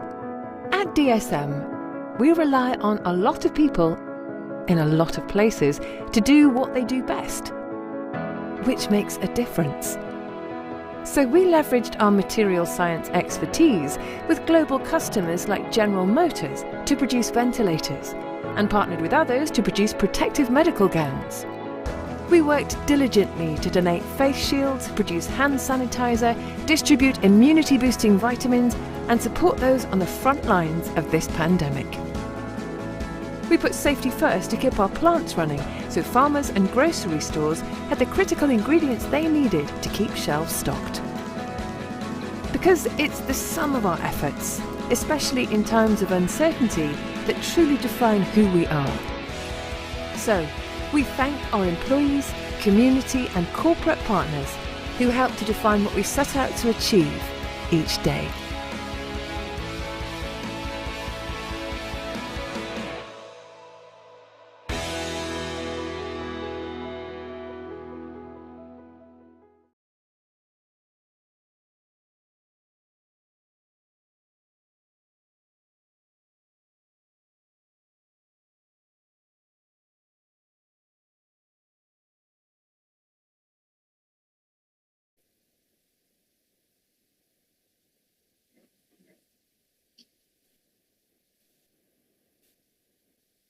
Hi, it's a real honor to be here facilitating this panel today. This topic of supporting the front line is one that's very important to us at FedEx. We have 500,000 team members around the world who are on the front lines, delivering medical supplies and household items. And we're starting to deliver holiday gifts on top of all of that. And then very soon, vaccines. So it's very important to us that we look at how we can support these team members. And as I was looking across the names of the other companies at this conference and those on this panel today, I was just really struck by how many companies and industries have employees who are really truly keeping the world moving during this time in ways that many of us probably haven't even realized if we haven't stopped to think about it. And so supporting them is really just one of the most important things that we can be doing right now. So to talk more about that with me today, I'm joined by this very esteemed panel. First, Melissa Broats. She is president of Abbott Fund and the chief marketing and communications officer for Abbott. Nancy Lamb is president of Dow Company Foundation and the director of Global Citizenship for Dow. And then Hugh Welsh, the general counsel, secretary, and president of DSM North America. Melissa, Nancy, Hugh, thank you for joining me here today. And I know we've got a lot of ground to cover, so I'm just going to jump right in with our first question, which is, since this pandemic and the lockdowns began, this term of frontline workers or essential workers, it's really developed to encompass this large number of people who must still report to work despite the pandemic and the concerns around the world about their health. So who are these frontline workers for each of your companies that you are supporting? And tell us a little bit about how you're doing that. And Nancy, we'll start with you. Okay, great. Thanks, Jenny. I'm really glad to be here. And thanks to all our frontline workers. You have made such a tremendous difference, and we are grateful. So I am very proud to say that Team Dow rallied right from the start of this pandemic.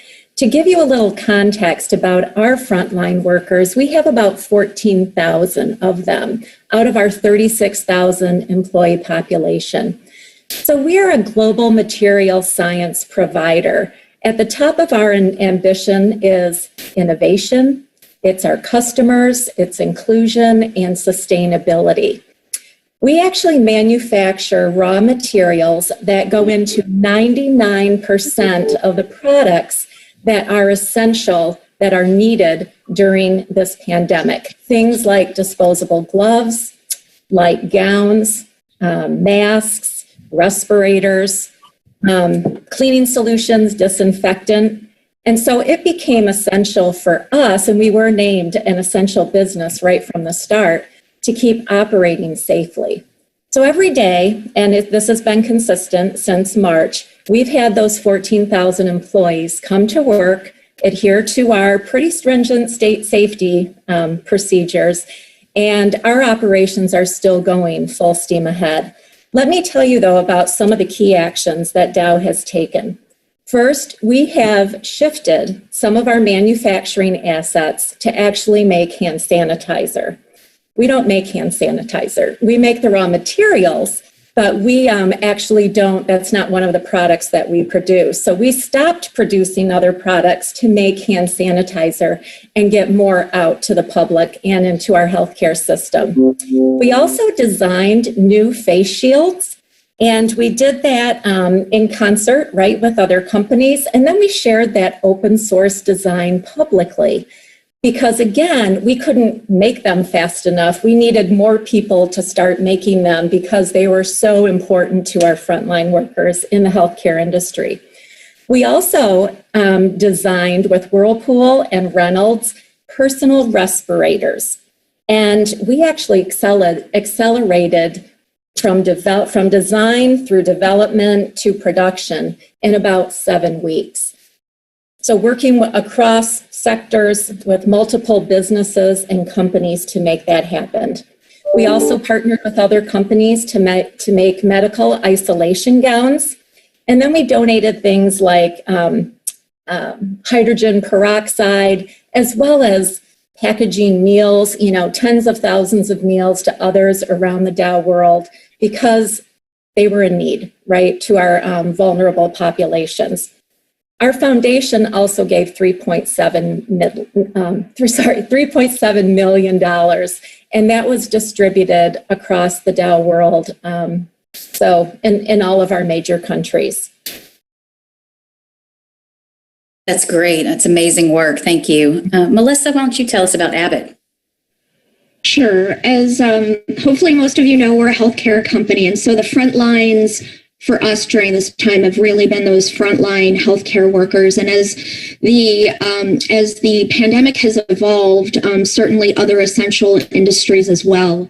From the very first, we really focused on frontline healthcare workers. In fact, our initial ID Now rapid test distribution strategy was aimed to support frontline workers so we could keep them on the job and get those who were affected out and quarantined.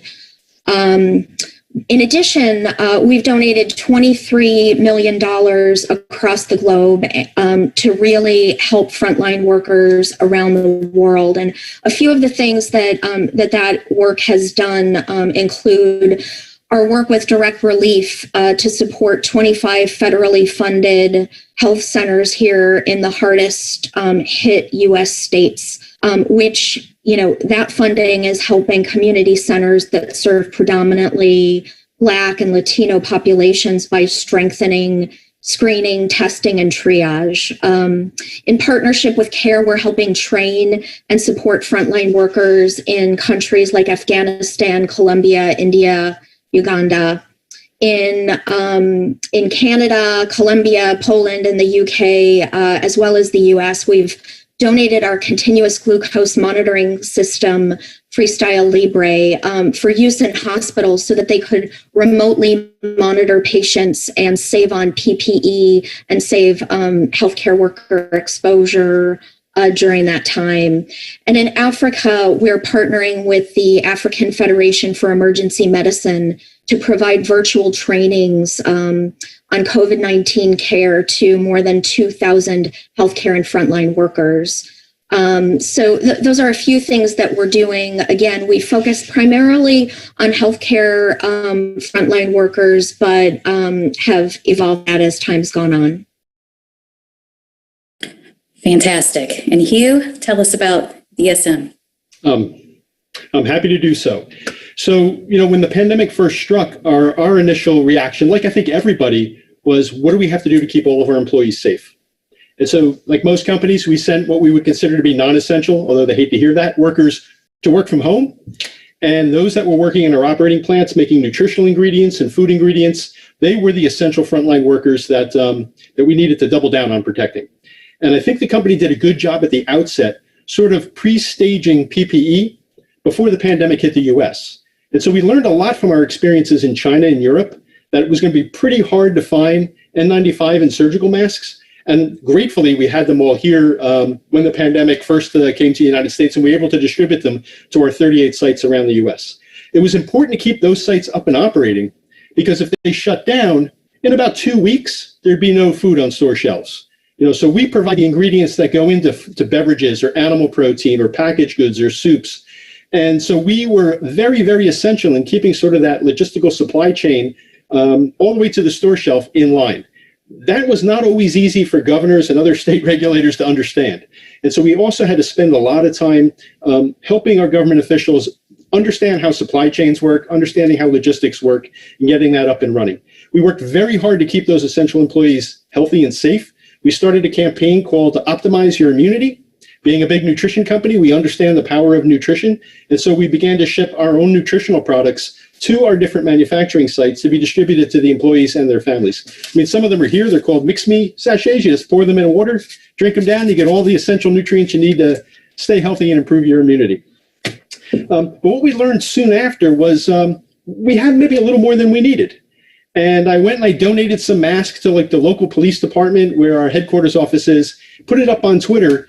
The next day we were overwhelmed with requests from frontline workers, from nurses, from hospitals, from law enforcement, from veterans homes who couldn't get their hands on the PPE they needed to keep their own employees safe. And so we started a campaign right away, going to visit these facilities and sharing all of the surplus, and we're talking tens of thousands of N95 masks, with those who needed them. We began to also make face shields for other organizations, and those that aren't in the nutrition or food business in our company pivoted their manufacturing processes away from, saying, making resins to making hand sanitizer, or away from making engineering plastics for electronics to making engineering plastics for ventilators. And so it's been an interesting experience. At the end of the day, though, I think that it all worked for us because we trusted the guys and ladies on the shop floor, that we trusted them to keep each other healthy, to keep their colleagues healthy, to come to us with ideas on how to do that better. And it was a tremendous learning experience, I think, for the senior leadership of the company as to how much you can accomplish when you trust. Absolutely. And all three of you have talked a little bit about the importance of covering first and foremost the safety of your employees and those basic needs of your employees and the communities around you. But what about innovation during this time? We've also seen just tremendous, just jumps in innovation. What have you found is working? What is not working? And Melissa, we'll start with you this time. Well, at Abbott, we like to say that we were built for moments like this pandemic, although we hope we don't see another one like it. We've long been an infectious disease leader. We invented the first HIV test. And so we have a lot of in-house scientific know-how. So when COVID hit, we assembled 4 R&D teams to come at the virus from a number of different angles, because we knew that different types of testing would be needed in this kind of a pandemic.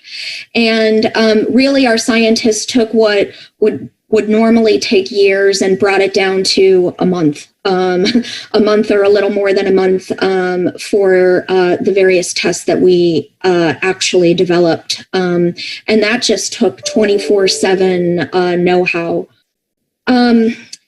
I would add that innovation, though, in a time like this that doesn't have scale, really is kind of useless, right? So one of the things that we did was invested hundreds of millions into a couple of new manufacturing facilities to be able to make our rapid tests at scale. And so, so far, I think we've provided through the end of over 200 million tests around the globe, 80 million here in the US.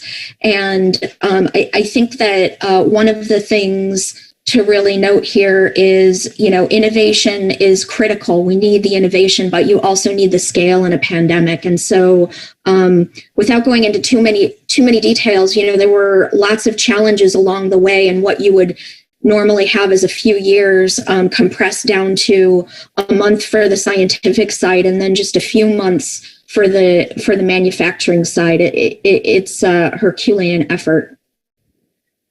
It sure is. Hugh, what about you? Yeah, I could say that we tried a few things with respect to bringing together consortiums of companies and organizations to develop new innovation and ideas, and that didn't necessarily work all that well. And I think part of the challenge there was you can't operate with that speed. And being at a distance, as we all are today, it becomes much more difficult to collaborate. There's many areas where I think we were successful, and I'll just focus on one in the interest of time. You may see studies out there that talk about vitamin D, and that folks who have low vitamin D levels are much more susceptible to COVID-19, and if they get it, they have much worse outcomes. I think that there's a recent Spanish study that showed that 83% of the people with COVID-19 were vitamin D deficient. The challenge is it's very difficult to get enough vitamin D through your food. You can find some in egg yolks and fatty fish. And this time of year for all of us, except for me, a little red, it's very difficult to get the vitamin D you need from being outside. The sun is at the wrong angle. It's getting cold out. And so being a big nutrition company, we said, we can figure this out. And we developed a form of vitamin D. We'll call it Ampla D. It doesn't really have a fancy name yet. That is 25-hydroxy vitamin D3. It's the type of vitamin D that's circulating in your bloodstream today. When you get a vitamin D test, that's what they're testing for. This can raise your vitamin D levels in a matter of a couple of weeks versus 6 months if you supplement with ordinary vitamin D3. This is one of those sort of, I think, step change innovations at speed and potential scale that we need to tackle this pandemic. If we can get a product like this out to the tens of millions of people that probably need it, both the elderly especially and people of color who don't absorb as much sunlight, I think we can make a material difference. And we're working hard on that. And that's I think, an innovation that would take us years to do in ordinary times, but with the catalyst of urgency, we've gotten it up and off the ground very quickly. That's fascinating. Really, really interesting. Nancy, what about you? Nancy, you're on mute. Of course I was. Sorry, that was bound to happen. Dow has a stellar research and development organization, and it is around the Dow world. And, you know, with R&D, our researchers, and right in your companies too, they step into the lab and they're ready to try new things, right? You try new things and that didn't work, and then you try something else and maybe that sticks, or you tweak a little here. So we are used to solving real world challenges in our labs. And that's really what we did. Our plastics organization stepped up. They quickly mobilized a global team, and that's the team that created these new medical isolation gowns, these face shields with other companies, these new, you know, the personal respirator system. That was something that, right, I haven't seen from other companies as well. So our innovation really continued and shined through during this pandemic. The other thing we did is we were getting requests from all over the world. I mean, hundreds of requests on a weekly basis. And so we created an intake process. How do we manage these requests, and how do we distribute? How do we make those decisions? It shouldn't be up to us, right, on who gets the sanitizer and who gets the gloves and who gets the masks. So we worked with healthcare organizations and universities and our key internal technical experts on how best to address that and how to deliver. It got down to the point where one member of our team actually put some hand sanitizer in the back of his pickup truck and drove it down to U of M to their hospital. So it was all hands on deck, but innovation certainly shone through, even down to the truck example. Absolutely. So I'm going to ask one more question, and then we're going to see if we have any questions from the audience. But my next question is around diversity. And frontline workers are a racially diverse group. And we know that COVID-19 has hit Black and Latino or Hispanic workers particularly hard. So how is your company addressing this topic or advising workers on this? And Nancy, we'll go back to you for that one. All right, thank you. We're doing a couple different things. First, you know, I mentioned at the very beginning that inclusion is at the top of our ambition. We have something we call Dow ACTS, and ACTS stands for Advocacy, Community, and Talent. We have a global strategy on how to address racial injustice, and we have allocated millions of dollars to achieve that. COVID related, we looked across our communities and looked across the world, our most vulnerable populations, our underrepresented minorities, to determine what are the greatest needs in these communities. And working with our global network within Dow, we quickly realized virtual learning is not the same for everyone. There are communities and populations that do not have access to internet. They do not have the equipment that they need, even if they did have access to the internet. They don't have a Chromebook or a laptop, or they would need to either go over to a friend's or go sit in the school parking lot in order to connect. So we provided grants across our Dow regions to schools and nonprofits where we knew they could allocate those funds to help buy the equipment, the hotspots, the internet connections that would help those students and those families connect to allow learning to continue. And then just one other small example, but we did this around the world, is providing, packaged meals and, just necessities, cleaning supplies to those that really needed it the most. So yeah, we looked at those populations and definitely wanted to make an impact. Great. Hugh? Yeah, 2020 is an interesting year. I think it's largely defined by the pandemic, but not the pandemic alone. We had a very heated presidential election, and across the country, we had a lot of issues with respect to race and social unrest. And, all of that just got amplified. All of the stress, all of the anxiety, all of the isolation that employees felt is amplified because many of them are at home. They're afraid of the virus. They're being inundated by media and social media posts around some of the racial and social issues. And that, to me, all came to a head Memorial Day weekend. It was after the murder of George Floyd in Minneapolis, where everybody was watching on TV what was happening. And knowing our employees like I do, I knew that this was something that I had to say something about. And so I sent them all a letter Monday morning.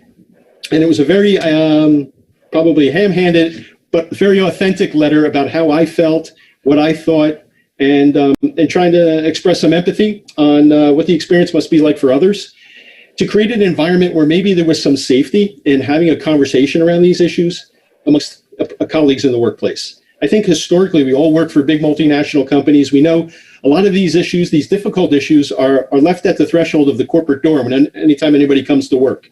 But that doesn't allow everybody in the company to bring their whole selves to work every day. And I think we needed that now more than ever. And so as a consequence of that letter, I actually got hundreds and hundreds of emails back from our employees who were grateful in some respects for being seen and heard for the first time, from others who did not like at all the idea that I was raising issues like this in the workplace. But I think it served its purpose. It served as the basis to foster a conversation about things more than just the P&L or what goes on in the corporate social responsibility group, about what's really affecting all of our lives every day. And I think the takeaway when we move into 2021 will be, we're going to have to give people permission and a safe space to have these conversations in the workplace, or we're going to continue to have divisiveness and a lack of inclusion, and diversity in the company will suffer as a consequence. So I go into the next year very hopeful, coming out of a year that was very challenging. Couldn't agree more. Melissa? We internally, we've been having lots of conversations. At Abbott Diversity, we have a very diverse business model. We've valued diversity, but we know we're not perfect. And so we've had an ongoing conversation from the start about how we can be better.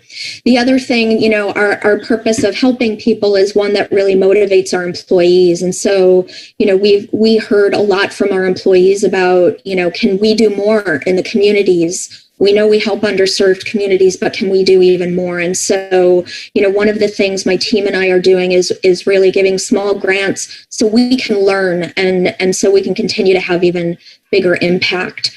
One thing that we've seen more recently, actually, is the University of California, San Francisco. They conducted a study in the Latino community with our Binax Now rapid test and found that it was a very useful tool in reducing the spread of the virus, because a lot of these families, they live in multiple families live in one dwelling, and they need to go to work because they're essential workers. And so, we're both looking at what we can do better internally, and at the same time, looking to have even bigger impact with our products and our sustainability work in our communities. Thank you. We have time for one question coming up on the end. Are there any questions in the chat? Don't see any. So I will, I guess, just ask that if each of you could maybe leave us with, oh, wait, here comes a question. Let me go ahead and ask this one. Given the current political climate, can you provide insight on any challenges as a result? Any of you want to take that? I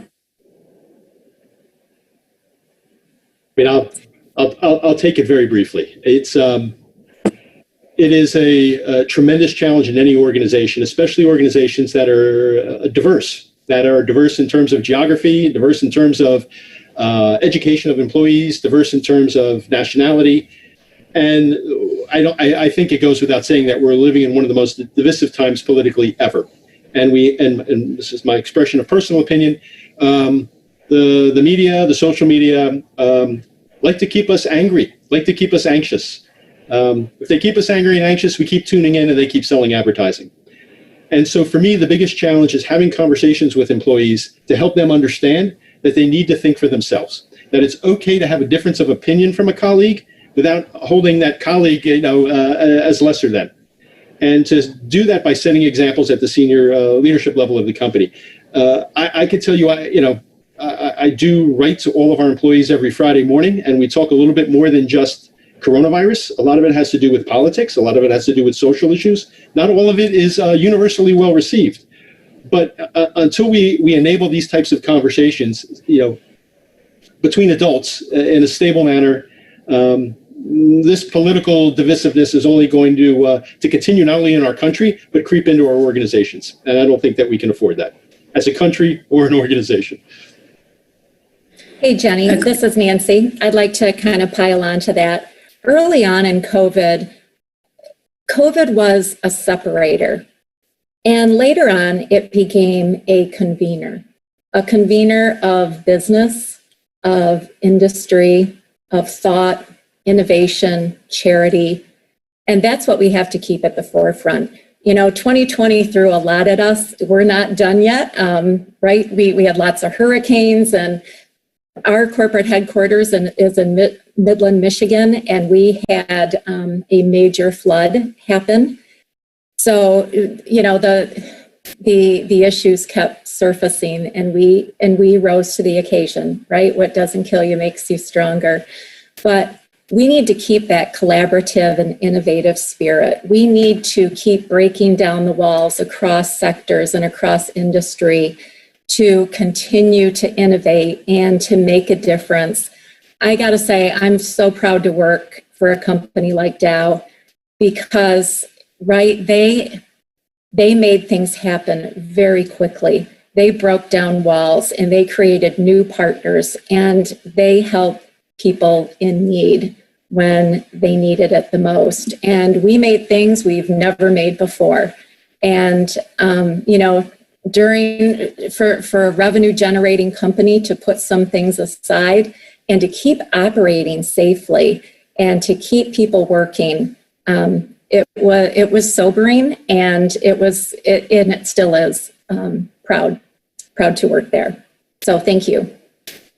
Absolutely. And I think that's just a common theme across all of these corporations today is everyone is just looking for ways to support our employees, to support our communities, and to help end this health crisis as soon as we can. Right. So thank you all for joining me. It's been a very inspiring conversation, and I look forward to hearing more from each of your companies. Thanks, everyone. Thank you.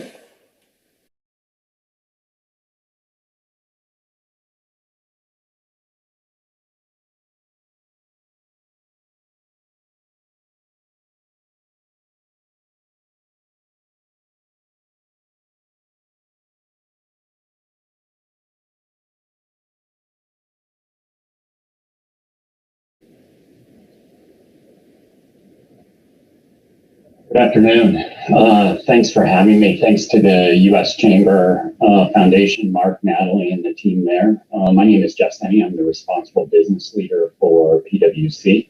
And I just have some brief remarks before our panel discussion.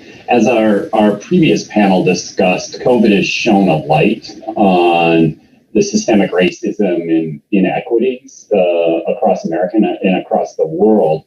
COVID didn't create those, but it certainly exacerbated them. And we at PwC have taken a number of steps to address this through our responsible business leadership activities and 6 actions that we're taking as a firm, as well as issuing our first ever transparency report of our diversity and inclusion efforts and performance as a firm. But the conversation that we're about to have is around allyship. And for me, this is the tangible expression of how diversity and inclusion comes to life on the day-to-day level within our organizations. And I think it's especially important for people like me, white men, because we have to identify first our privilege. And this is easier said than done, because I don't think for many of us it felt easy getting to the positions that we find ourselves in. But I have to recognize that being white provides me privilege. Being a man provides me privilege. Being a leader within a company provides me privilege. And so what I need to do is leverage those to provide support for others. And there's a number of ways that we can do this, or I try to do this. I support other people's voices in conversations. I try to implement a Rooney Rule, within our hiring processes for my team.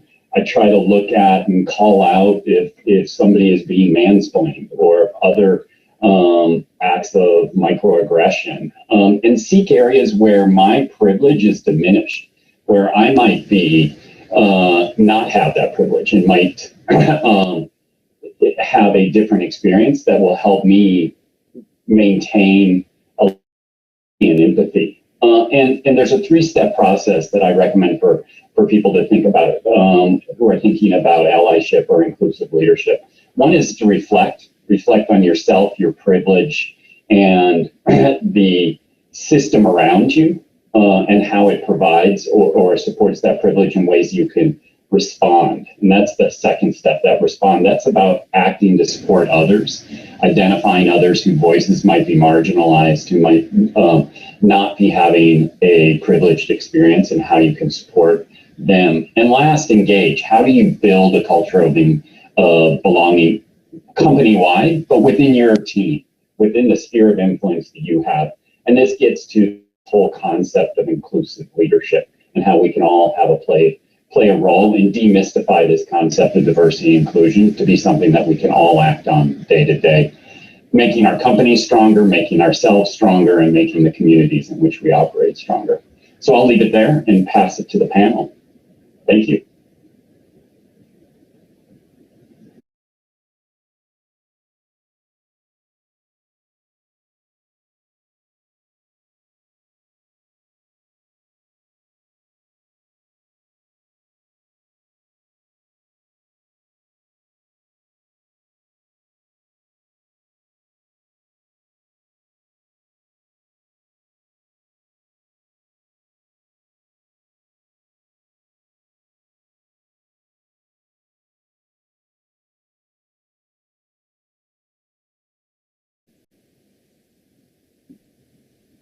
Good afternoon. Let me start by thanking our friends at U.S. Chamber of Commerce Foundation for delivering what is already shaping up to be yet another informative and successful Corporate Citizenship Conference. My name is Ron Estrada. I'm the head of government relations and corporate social responsibility at Univision Communications, the leading U.S. Hispanic media company. I will be moderating today's session on committing to equity. As we all know, the racial unrest and turmoil in 2020 has really catapulted us forward in terms of achieving racial equity. And it's clear building and maintaining a racial equity culture requires a completely new approach of addressing the situation. Largely, staff of color should not carry all the political risk of speaking up and carrying the flag of change. That said, why should the business community be concerned? Or the better question, how should businesses react? Here are a few points to ponder. When today's children are in their prime working years, people of color will represent half the total population and more than half of the working age population. Thus, a well-prepared, diverse workforce is critical to the success of U.S. businesses. Today's efforts require an entirely new approach, and some companies have already stepped up. For example, PayPal will invest $530 million to advance racial equity and inclusion. Apple committed $100 million to a new racial justice initiative. We just heard from Nancy Lam about Dow's significant contribution as well. And soon you'll hear from executives at Prudential and PNC details of their efforts in driving change on racial equity. And here at Univision, we're finding new ways to foster an open dialogue in our community via town halls, special programming, and expanding our community partnerships. We're also focusing internally. One example was an all-staff survey in which one of the things we heard is that there's a real need for more diversity at the top of the company. Well, just last week, we announced the appointment of four Hispanic independent directors. They're going to join the new Univision board. But obviously, one action alone will not fix the situation. And yes, it starts at the board and CEO level. However, it will require day-to-day commitment from the top and bottom to advance this needed transformation to a just and equitable workspace. Now, let's explore some transformative examples today with Prudential Financial and PNC. It's my pleasure to introduce Veronica Arani Charkala, Vice President, Culture, Diversity and Engagement, Inclusive Solutions at Prudential Financial, and Marcia Jones, Executive Vice President and Chief Diversity Officer at PNC. I invite you all to visit the event website to view their impressive bios and accomplishments. But for right now, Marcia, Ronnie, thank you both for joining us. Let's jump right into it, okay? Great. Thank you for having me. All right. So, great. So, Marcia, let's start with you. And Ronnie, I'm going to ask you the same question. So, broadly speaking, what is the role of companies in driving change on racial equity? Well, as we've been discussing, Ronnie, we're living in truly unprecedented times, and we have the convergence of a global health crisis, economic decline, and one of the most significant civil rights movements of our time. And we believe at PNC, the corporations have a responsibility to act and an opportunity to respond in a way that drives meaningful and sustainable change for those who need it most. We think that it's a time to examine the role the companies play in affecting positive change for stakeholders, to assess their strengths, how they can play a part in driving racial equity and social injustice for employees and their communities. And that's going to look different for every single company. So just as we know, every corporation's journey of inclusion is different, we know that every company's reaction is going to be different. And we heard from the previous panel how each of their individual companies is also impacting the current experiences in a very unique way. So as a financial institution, PNC recognizes the opportunity to put our capital to work in the community, to drive innovation through products as well as services. We're approaching our community development banking efforts in a more deliberate focus on the African American community. We're expanding our established employee volunteerism program to include qualifying social justice and economic empowerment nonprofits. And we're also recognizing that there are opportunities for improvements as well. So committing to an intensified focus on the recruitment, retention, and advancement of Black talent, and a more comprehensive and sustained effort to create a more inclusive culture at PNC. Great. Thank you, Marcia. Ronnie, I'm going to ask you the same question again as, broadly speaking, what is the role of companies in driving change on racial equity? Yeah, thank you, Ron. And similar to Marcia, you'll hear a lot of similarities there. We think at Prudential that companies do have a very large role that they could be playing to drive the change. And simply stated, is pivoting to a new form of capitalism that is good for all stakeholders, so that they can become a force for the greater good. And it's not a brand new theory. It's been around for a couple of years, and some companies have already moved forward with that work. But the idea really rejects the notion that companies are only in business for a profit, but instead that they can take action on behalf of a broad set of stakeholders, like their communities, like their vendors, in addition to their employees and their shareholders, which are the traditional stakeholders that they're interested in. But it just broadens out the value so that they can then focus on business and society value at the same time, not one in place of the other. And that really, what that means is then you really have a focus on your internal policies. Some of the things Marcia already mentioned, how do you create an inclusive culture that has really meaningful behavioral changes?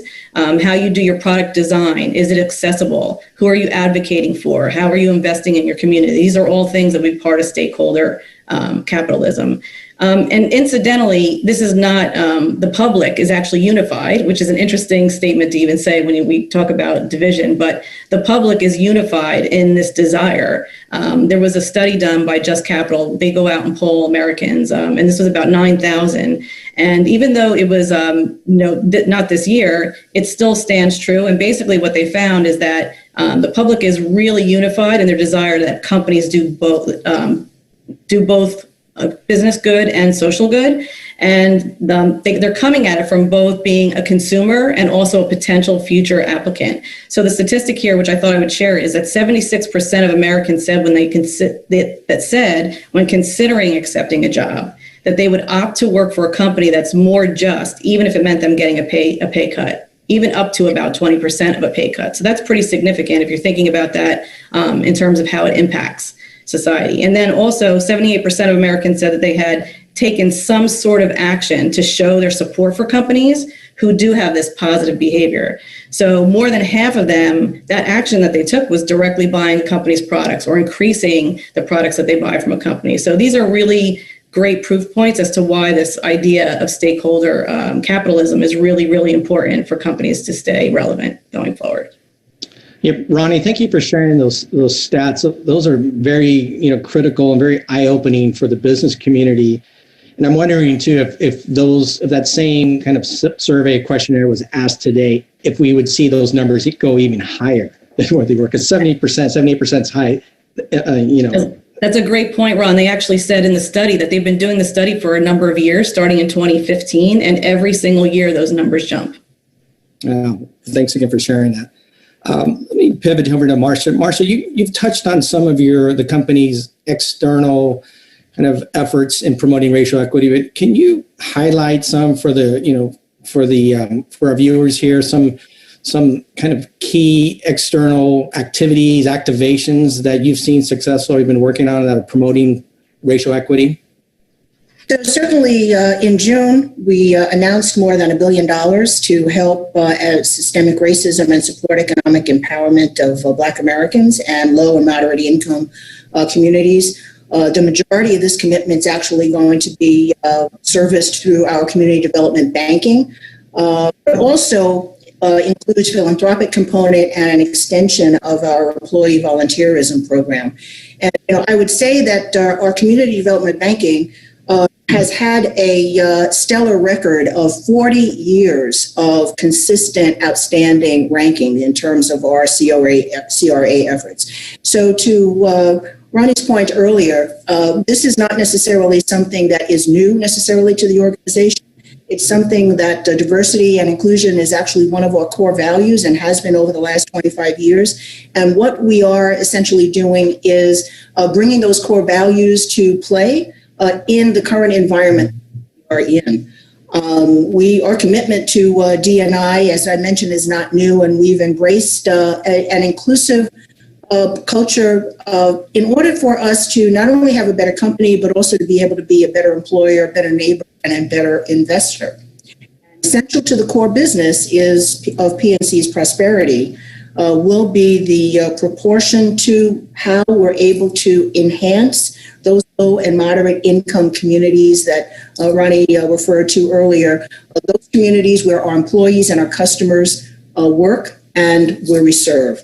And we recognize the fact that that there's a lot that has to be done, that we need to be able to partner with many corporations in our various markets in order to be able to make this happen. So some considerations, I would say, that we have had over the last couple of years might include the following.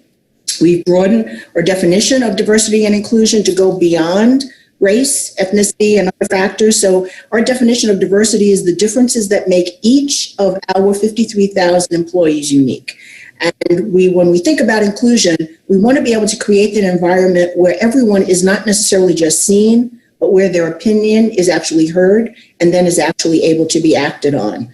We have introduced a number of resources to be able to help our employees as well as our managers to be able to work on these particular focuses that we have.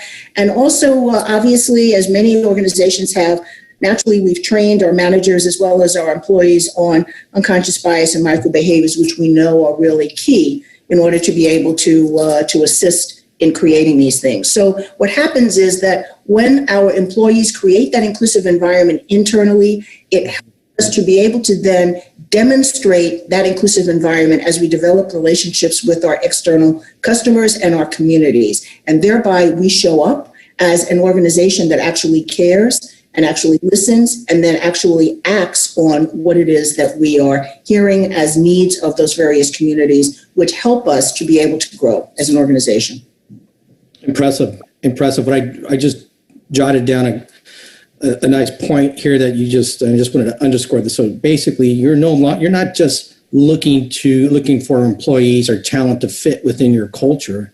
You're changing the company's culture to fit with this diverse population. And I think that right there is absolutely. Because what we believe is, and actually it's been led by our CEO, Bill Demchak, who when he began his tenure, indicated the fact that his vision for the organization is that managers of people not only deliver business results, but also are able to create diverse and talented teams because from his own personal experience, he has actually seen how diverse and talented teams actually help to be able to innovate and can actually be more competitive.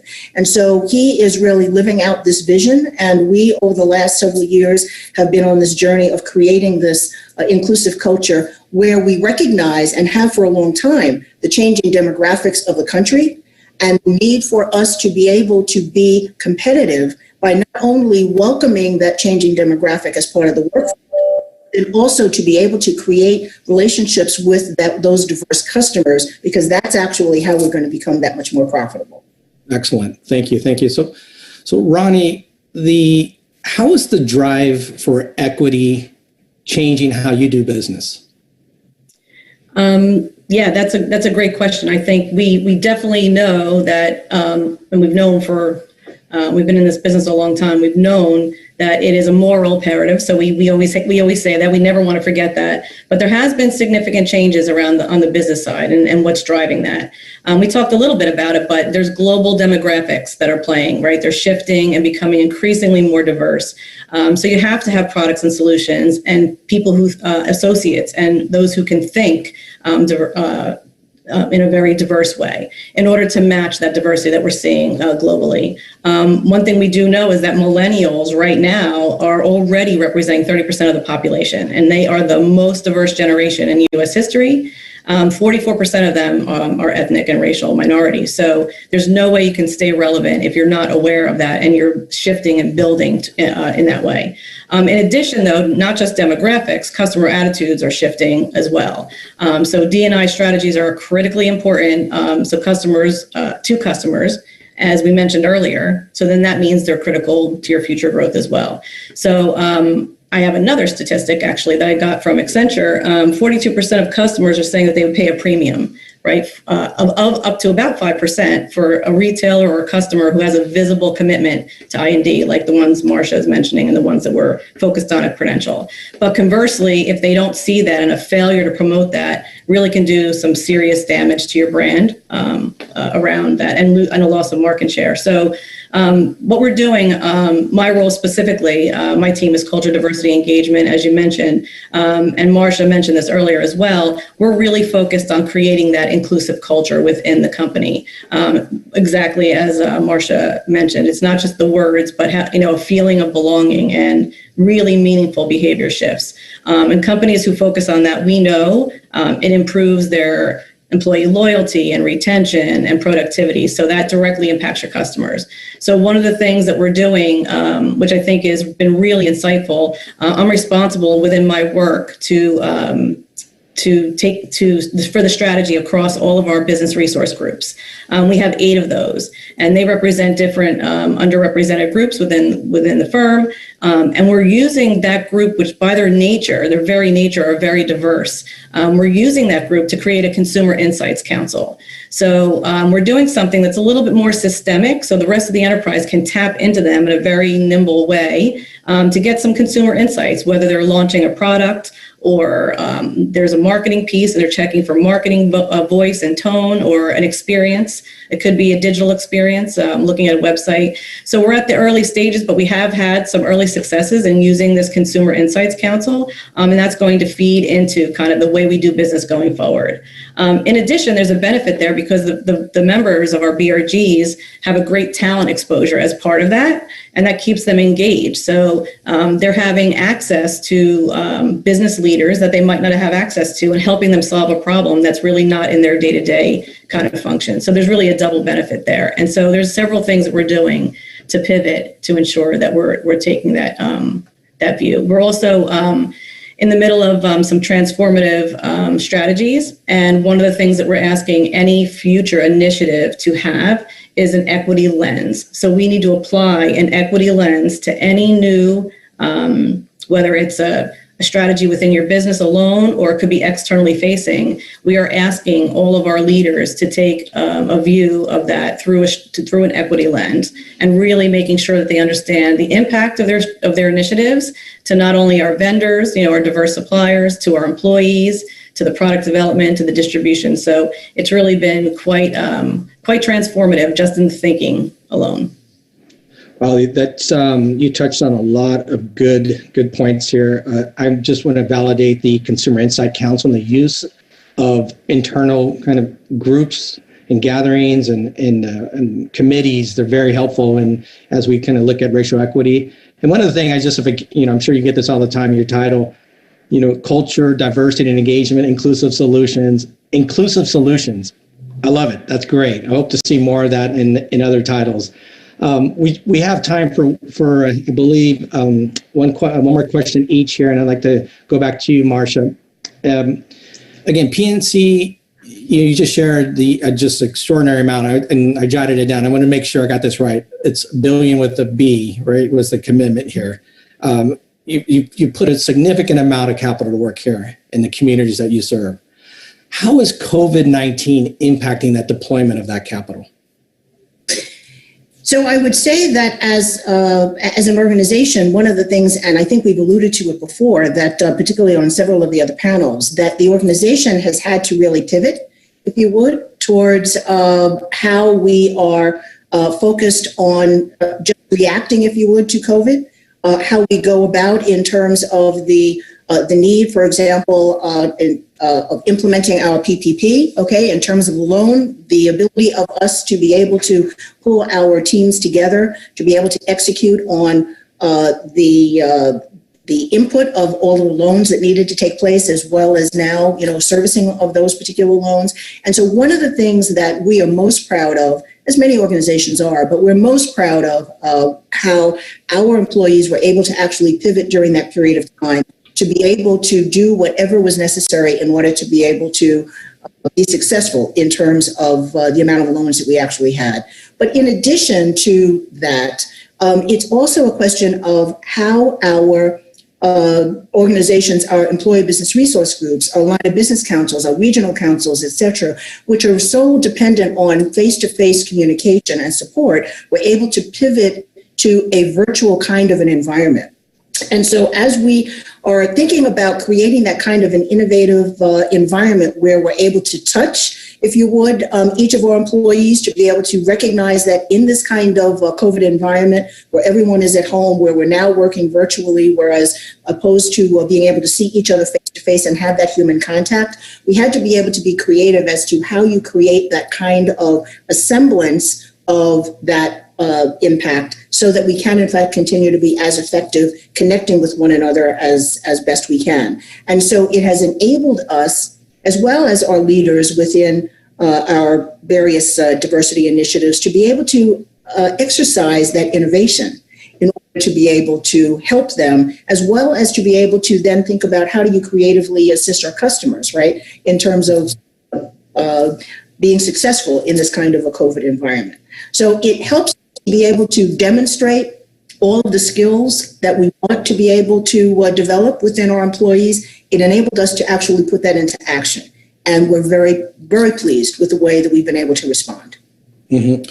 Thank you, Marcia. So Ronnie, I know we had just a couple minutes left here. We talked a lot about the external factors and partnerships and community-facing activations and such.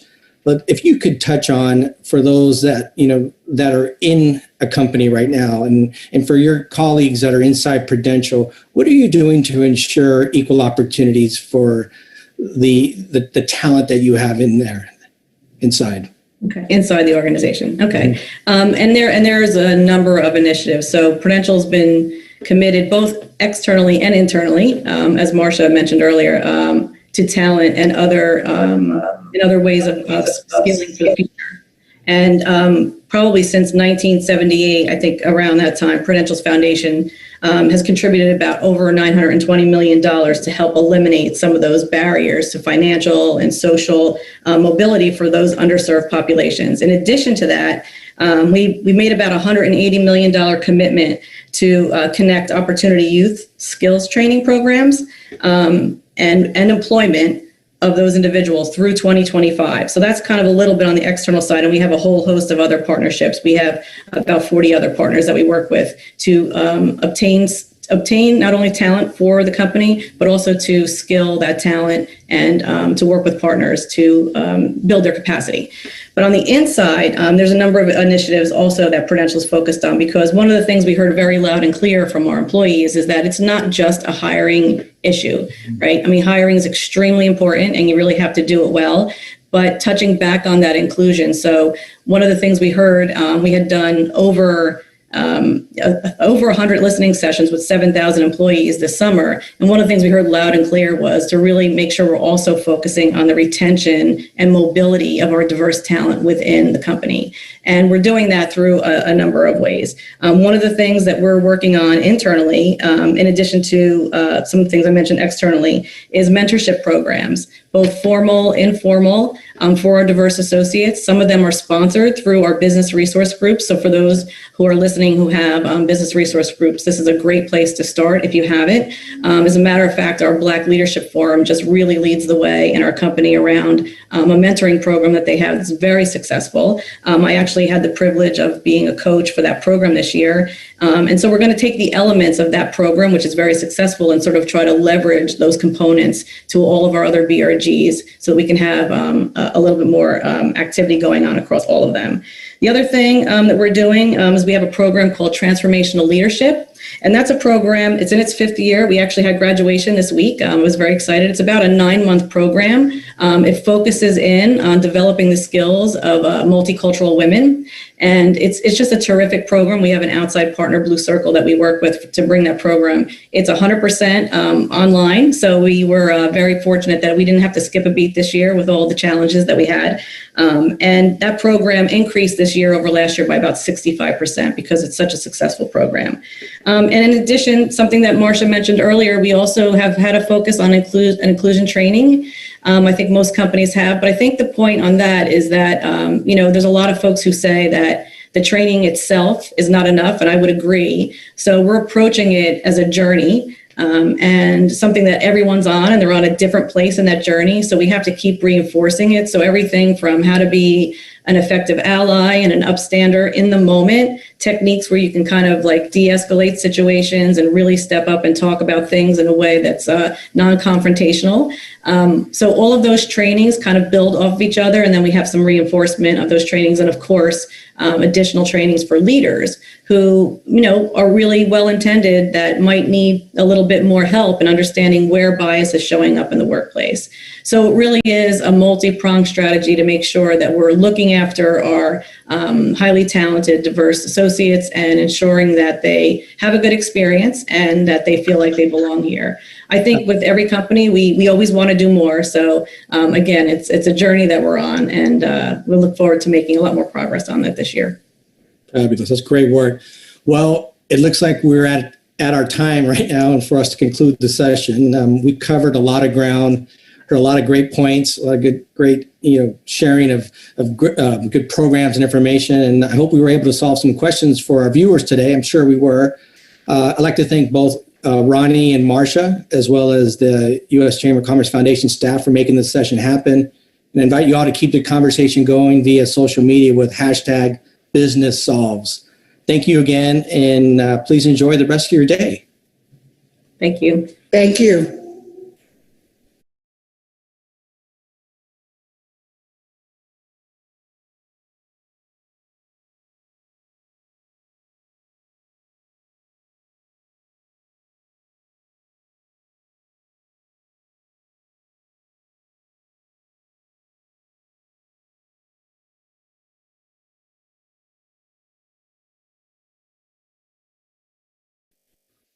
Well, hello, everyone. I'm Carolyn Cawley, and I'm president of the U.S. Chamber of Commerce Foundation. It's great to be with you all today. That was a really interesting panel that we just wrapped up, and we've got some more in store for you this afternoon. At the foundation, our mission is to educate the public on how business does well, does good, and prepares for the future. And that is just really coming together in this conference today. It's one of the biggest conferences in the country and on the topic. And so a big hats off to my colleagues at the Corporate Citizenship Center for putting this together. I think with more than 1,000 people logged on, if you care about corporate citizenship, this is the place to be today. At the foundation, we come to work every day, or I guess it's these days we log on every day, because we believe in the power of business as a problem solver and as a trusted partner, as a change agent and a community leader. And it's that word that I just used, trust, that might be the most decisive and important word that we'll talk about today. It's what underpins confidence and civility and prosperity. We heard that earlier today from Larry Fink in his opening interview as well. So it's a big theme for us here at the foundation. I'm really thrilled today to be joined by Joe Ukazoglu. He's the CEO of Deloitte US, and we're going to talk about trust in business. As CEO of Deloitte US, what that means is that Joe oversees the largest professional services organization in the country, more than 100,000 people, really smart people who are bringing their best thinking and bias for action to give advice and leadership to other companies and organizations like ours today. Joe's been a remarkable leader at Deloitte US, and under his leadership, Deloitte has really taken the charge to solve some of the biggest challenges facing our communities. He's really using Deloitte's power as a force for good, and it's made Deloitte one of the most trusted organizations in the country and in the world. So it's great to have him here today, not in the middle of just one crisis and not even two, but 3 or more crises happening at one time. I'm eager to dig into this conversation. So welcome. Carolyn, it's wonderful to be here. Privileged to be a part of this wonderful event. And all of us at Deloitte are certainly very proud to be at the forefront of demonstrating how business can, in fact, be a source of good in our communities. Well, that's what we're here to talk about at this conference. Now, Joe, I want to start with a broad question about trust, and then we'll drill down a little bit to employees and consumers. But just broadly, why is trust so important, and what does it mean to you as a leader? Trust right now is unfortunately at a deficit in society. This is a polarizing time. We are in need of institutions and leaders that can bring us together. And it's very clear that people are looking more and more to their employer for functions that one might have historically looked to the government, the media, a multitude of other institutions. And so as a result, being able to instill trust is core to leading a company these days. And I actually view it as the price of admission to getting anything done. If you use COVID as an example, it was imperative that as business leaders that we were a trusted source of credible information for our people, and that we were forthright throughout about the gravity of the situation, the potential impact on the economy, on our customers, and laying that foundation and building that credibility is what has then allowed us to have a more aspirational conversation around some of the shifts that are taking place that actually will drive a lot of good in society. But you can't have that conversation. You can't share an aspirational vision unless you've established trust and credibility to begin with. Well, that's so interesting. I think that, when we think about the pandemic, and someone said early on that we've had, 10 years of change in, at that point, 6 or 8 weeks when this person said that, just everything has been accelerated. And if we're to have hope of getting people on board and maintaining optimism toward a future, it really does come down to trust. I want to talk specifically about employees and internally at a company under leadership like yours. As we're shifting to, more remote work and work from home and different technologies, are they barriers to building trust, or how do we build trust differently with employees in this kind of environment? I don't know that I'd say it's a barrier. I'd say that the approach has had to evolve as we've moved through the various phases. So if I think back to the earliest days of the pandemic and many organizations shifting to a primarily virtual work model, that was a huge opportunity to demonstrate to all of our people that we are putting their health and their safety first, whether through remote work or for those organizations where individuals do need to be in person, investing in the right type of infrastructure to prioritize safety. And the fact that employees saw us as business leaders do that, that is a big reason why employee trust in their companies is up. Now, over the past few months, I think we've moved to what I'll call the resilience phase, where as the situation has dragged on, as the stresses of being isolated and unable to be together with our colleagues and with our clients in the ways that many of us have traditionally thrived on, that's taken a toll. It's taken a toll on well-being. There are certainly mental health challenges. And again, we've had the opportunity to step up and support our people through that very difficult time. And when I look forward, and I actually am more and more confident that there is a forward, there is a light at the end of the tunnel, when we get past COVID, I think we're going to have yet another opportunity to demonstrate to our employees that we are not simply reverting back to the old way, but that there's a lot of learnings that have come out of this. There's a lot of benefits in terms of what's worked relative to flexibility that we can combine in a hybrid model to allow some of that to continue, while at the same time allowing our people where it matters, where it's impactful, to get back together in person with each other, to get back together with clients, and to demonstrate frankly, a much more exciting and aspirational hybrid future of work than what people are accustomed to historically. And I think that's exciting for our people. Well, your excitement is really infectious. I'm really glad to hear that you're optimistic. There's probably nothing more I crave than being back together with colleagues, and we know that's going to look different. Let's turn for a minute to consumers and customers. You've talked a lot about the leadership involved in bringing an organization to a new level, but what about consumer confidence and consumer trust, and how that translates into buying behaviors, or being a consumer? How does trust work in that equation? Well, you certainly saw a drop-off in the springtime on into the summer as the brunt of the pandemic took hold. But even there was not sort of one uniform reaction across the entirety of the economy. There was a bifurcation. So those things that are most in-person human interaction centric took the biggest drop. But there are other areas that saw a boom. So those companies that have invested in digital, that have been able to engage with customers using technology, actually saw a very significant increase in demand. And so it's not a one-size-fits-all story. And as I look at where we're at today and where we're likely headed going forward, I would say that, once again, there's sort of two different tales here. There's the short term and there's the long term. In the short term, if we are realistic and credible, going back to that theme of trust, we all have to acknowledge that we're probably in for a difficult few months here. And some of the behaviors that we saw early in the pandemic may recur as authorities implement new restrictions on mobility and gatherings. But that is the short term.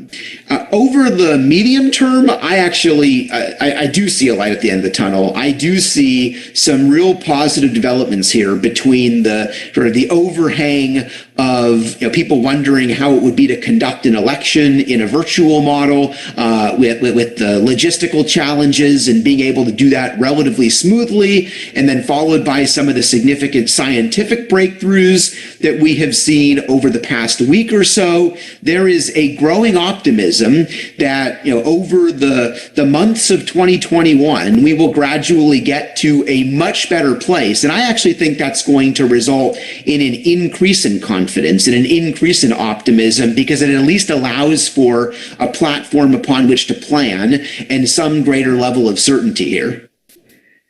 Certainty is the twin of trust, I think, right? We've talked about building back better, let's say, and I'm in complete agreement that we all hope to get to a more optimistic day of trust in the economy and in employers. I think we also all agree that we need to do a better job of creating benefits and positive outcomes for everyone, right? Not just a few people. And at the foundation, something that we the reason we get out of bed is because we believe that a job is one of the most important things to a family, to a community, and that we need to create more opportunities for more people. Can you talk about, in the new, more optimistic environment and community, what can we be doing to make sure that we're more inclusive and getting more people on the path to opportunity? This is essential, and it really lies at the heart of the movement to embrace stakeholder capitalism. And so you're seeing businesses come together with governments to really lay out a platform around investing in education, investing in infrastructure. I would commend the Chamber as well as you at the Foundation for doing a lot of the groundwork to build up a bipartisan support for what are common sense policies to make sure that we're lifting up all communities here. And, when we talk about infrastructure, it's not just the physical infrastructure. There's a huge element of ensuring equitable access to technology, of ensuring the consistency of access to broadband. You're seeing that in an education context right now with virtual school, certainly relevant to making certain that a lot of the tech-oriented jobs of tomorrow are accessible to all communities. And again, I'm pretty proud of, when I look at the efforts of, Deloitte and many other organizations like ours that are coming together, partnering with governments, focused on upskilling and making certain that we actually do have an inclusive prosperity coming out of this. It's so important. Thank you for everything that Deloitte does to create kind of that optimism and engagement with not only your employees and your clients, but for the communities that you work in as well. I think that you're a great role model. I know that we're out of time, but let me just ask you with a quick yes or no question. If we're sitting here a year from now, assuming things are different, what would make you most proud to see in your company or in the economy? We'll be in a much better place in terms of having controlled the pandemic by that point in time. And you're seeing that in terms of the optimism reflected in the financial markets. When you look at the past couple of weeks between the relatively smooth election coupled with the scientific advances, that is being priced in and resulting in a much greater level of confidence that if you look a year out, that we will be in a far better place than we are today. Well, I hope so, and I hope you'll come back and talk to us again in a year, and we'll revisit this conversation. I will look forward to it. Thanks again for having me. Thank you. Thanks for being here, Joe.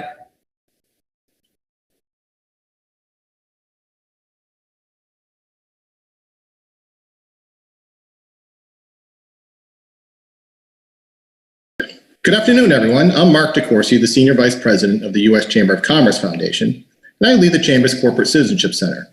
I am so thrilled today to be joined by Catherine Hernandez-Blades.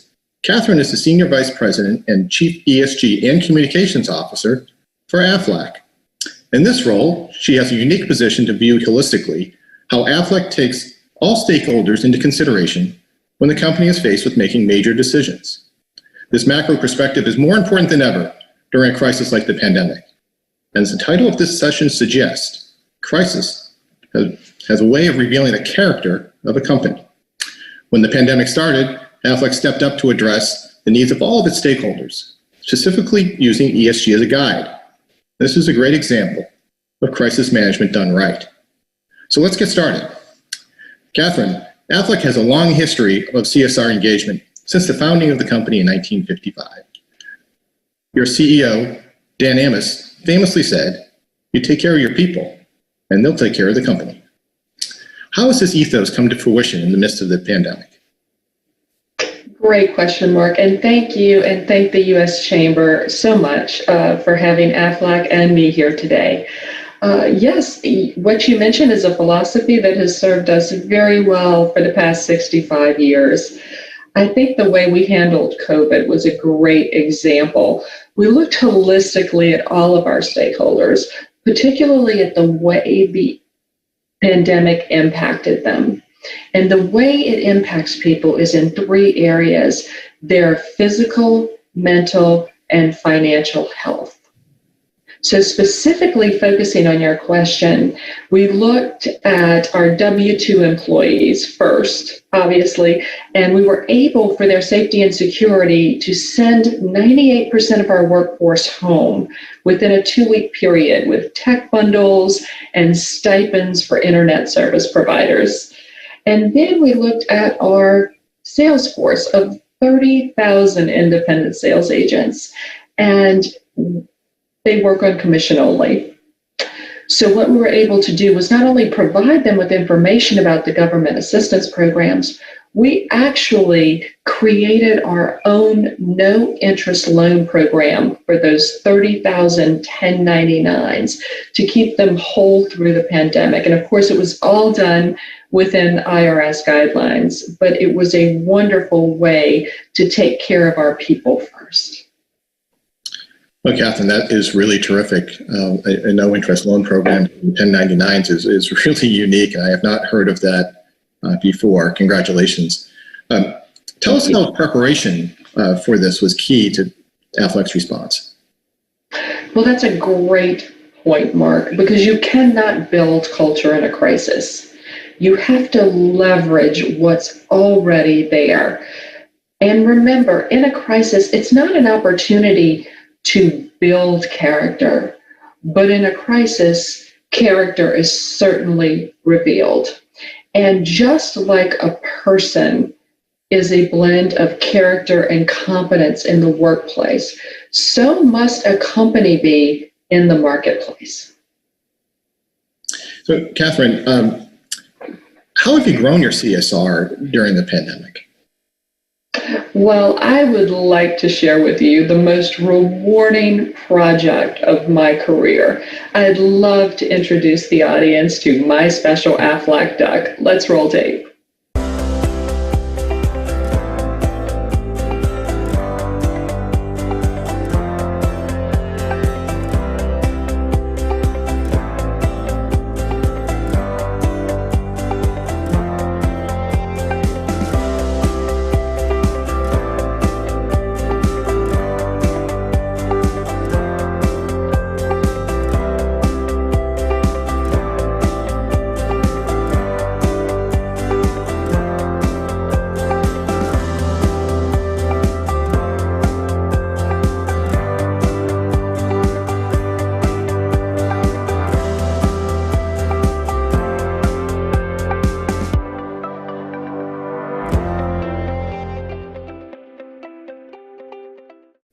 Catherine, that is truly a remarkable effort, and we love the video. Having been part of a family that has dealt with blood disorders, I know how much it means to have external support from all sources during that time, during those visits to the clinics and the hospital. So I think on behalf of every family who's experienced that, thank you, kudos to you all and Aflac for making such a major difference. Well, thank you very much. Just on background, Aflac has had a 25-year commitment to the eradication of pediatric cancer. And during that time, we've donated almost $150 million to the research and treatment of childhood cancers. As a matter of fact, the Aflac Cancer Center in Atlanta, Georgia, is the #1 provider of services to children with sickle cell in the country, and they are also a top 10 pediatric cancer hospital in the U.S. We're very, very proud of that. And we're proud of you. Thank you again. Let's switch gears for a minute, Catherine. 2020 has revealed a number of racial inequities. Can you tell us more about Aflac's Enhanced Equity Inclusion Program? Absolutely. On a personal note, this issue of racial injustice is at the forefront of the American consciousness, frankly, in a way that it has never been in my lifetime. And we personally, I feel, have a moral imperative to get this right. After so many years of such deep tragedy, we cannot squander this opportunity. From Aflac's perspective, gosh, we have been at the forefront of the civil rights movement from the 1960s through today, and we manifest our efforts and our commitment to social justice in a handful of ways. First is donations. The second is closing educational disparities. And what we mean by that is that we do that through our commitment to the United Negro College Fund, our donations there, our donations to HBCUs like Morehouse. I'm very, very proud of that. We also employ very fair labor practices among our internal employees, providing everyone with opportunity. And speaking of economic opportunity, we focus on creating that through our diverse supply chain efforts. And then finally, the fifth bucket, I'll call it, is our advocacy work. We work with the Congressional Black Caucus to ensure that true statutory reform happens. As a matter of fact, Aflac was instrumental in getting the Georgia hate crimes bill passed. So it's not just what you say, it's what you do. And Aflac really, really walks the talk. Well, I'd like to hear more, Catherine, on that. And we've spent a large part of this conversation talking about the S in ESG. As Chief ESG Officer at Aflac, can you spend a few minutes talking about the E in your environmental efforts, but also the G and how you focus on good corporate governance? Absolutely. Well, it's about two things. You have to have programming so that you have something to disclose. The G is the easy part, right? We all know what an SEC violation looks like and how to avoid one. The E and the S are difficult because there really isn't a tremendous amount of standardization, some would say, if any, in regard to disclosures. So what we did when we embarked on this journey was we went to our three largest shareholders, BlackRock, Vanguard, and State Street, and we asked them, what makes sense for you? What are you looking for? And then we looked internally to determine what we could make work for us. And that resulted in reporting out the E in alignment with TCFD. As a matter of fact, we filed our first TCFD report this year, and SASB, which is the sustainability version of FASB, which most finance people are very, very familiar with. And then on the S side, for the last 6 years, we've actually been reporting out our CSR report in alignment with UN SDGs, or Sustainable Development Goals by the UN, and GRI, which is the Global Reporting Initiative. But it's not just about disclosures, it's also about how you make those disclosures. When you look at these aggregators like MSCI, Sustainalytics, ISS, they have AI trolling the internet in order to pick up the information that you've publicly disclosed. So we chose to disclose our information in the form of an internet hub, which allows our algorithms to readily talk to the AI of the aggregators. So when you look at our hub at esg.aflac.com, not only is it beautiful, and it really, really is, not only is the content outstanding, and it really, really is, but the beauty of the hub is what you don't see. It's that piece on the back end that, again, allows the AI ready access to our information. Is it perfect? Probably not, but is it smart? You bet. Well, thank you, Catherine. And I would recommend for the viewers to go check out Aflac's ESG Hub. I think we can all learn a little bit from a leader in the space like Aflac. Catherine, that's all the time we have. Thank you for joining us today and sharing your unique perspective. You know, the COVID-19 pandemic has challenged us all in immeasurable ways, and it's so insightful to hear how Aflac has so successfully tackled these issues. Well, thank you, Mark. And again, thank you to the audience, and thank you to the U.S. Chamber of Commerce. Okay. Thank you, Catherine.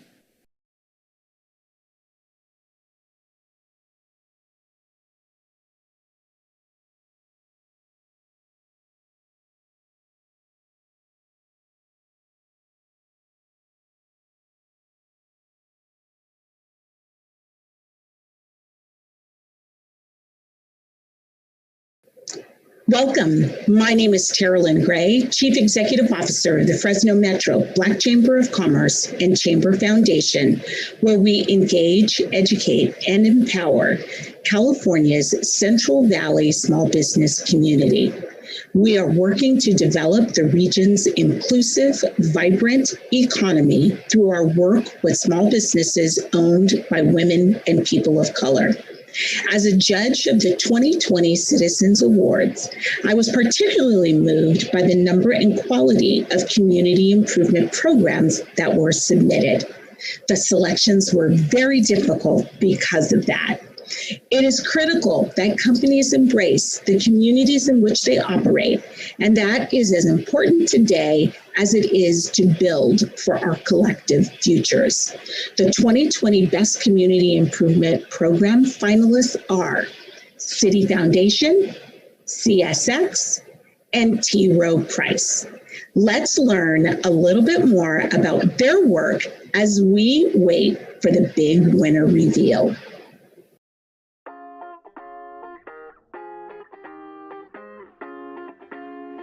The finalists for the 2020 Best Community Improvement Program Award are City Foundation. In 2014, the City Foundation and the Cities for Financial Empowerment Fund, CFE Fund, created Summer Jobs Connect to ensure that youth have early career experiences, connections, and skills needed to succeed.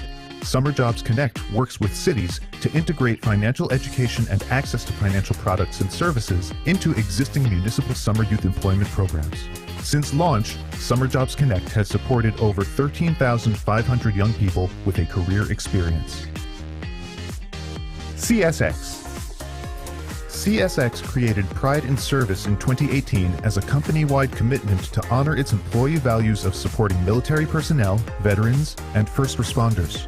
With the onset of COVID-19, CSX expanded this program to include healthcare workers on the front lines. Pride in Service has supported more than 350,000 service heroes and thousands more military families. CSX has gifted more than $1.25 million in supplies to first responders and residents of cities hard hit by coronavirus. T. Rowe Price.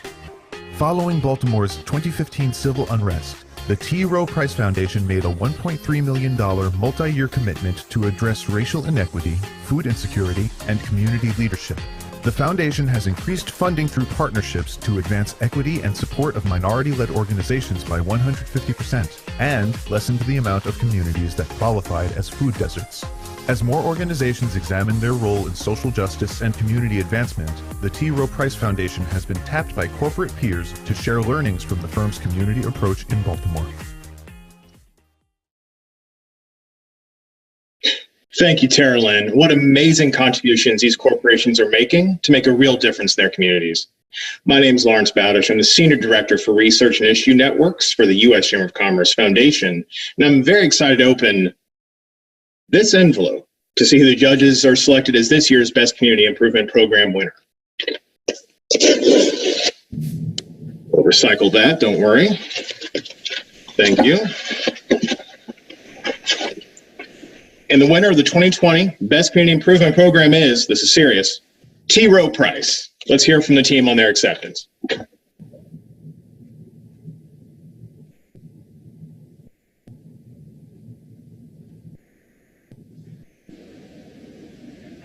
Well, thank you, Lawrence. I think it's always great to start by giving thanks and recognizing some amazing people. So first, I'd like to begin by giving thanks to Mark and the whole Chamber of Commerce family for this amazing honor. I am personally such a huge fan of the community work of City and CSX, and so it's such a thrill to have been in a cohort with them. I want to recognize the amazing folks at T. Rowe Price. The work myself and my team is fortunate enough to do each and every day is fueled by the ethos and values of this amazing company. It's the reason my team and I spend so much time focusing on the how of our social good efforts. And so I'm truly thankful to lock arms with T. Rowe Price's leadership and our amazing associates to figure out how we can use all the nooks and crannies of our company to help advance our communities. For our associates, this honor means a great deal to them, and I want to thank them for what they do on behalf of our communities. I also want to recognize the amazing people of our foundation and our corporate social responsibility teams, including the trustees of the foundation. Each day they dig in and get really dirty with the goal of achieving meaningful social change in our communities. Finally, I want to thank the many folks in our communities we are so fortunate to partner with. I know I speak for many at T. Rowe Price and how privileged we are to be able to join hands with our brothers and sisters in community, and we are so thankful that they have continually reached back to us and led us to their amazing visions. I want to thank them for allowing us into their communities, for leading us, and we hope that we have entered their space as good listeners, as servants to their own self-determinations, and we have had the bedside manner that has honored them and their values, and that we have earned and maintained their trust each and every day. We thank you, and we know this honor would not be possible without you. Thank you, everybody.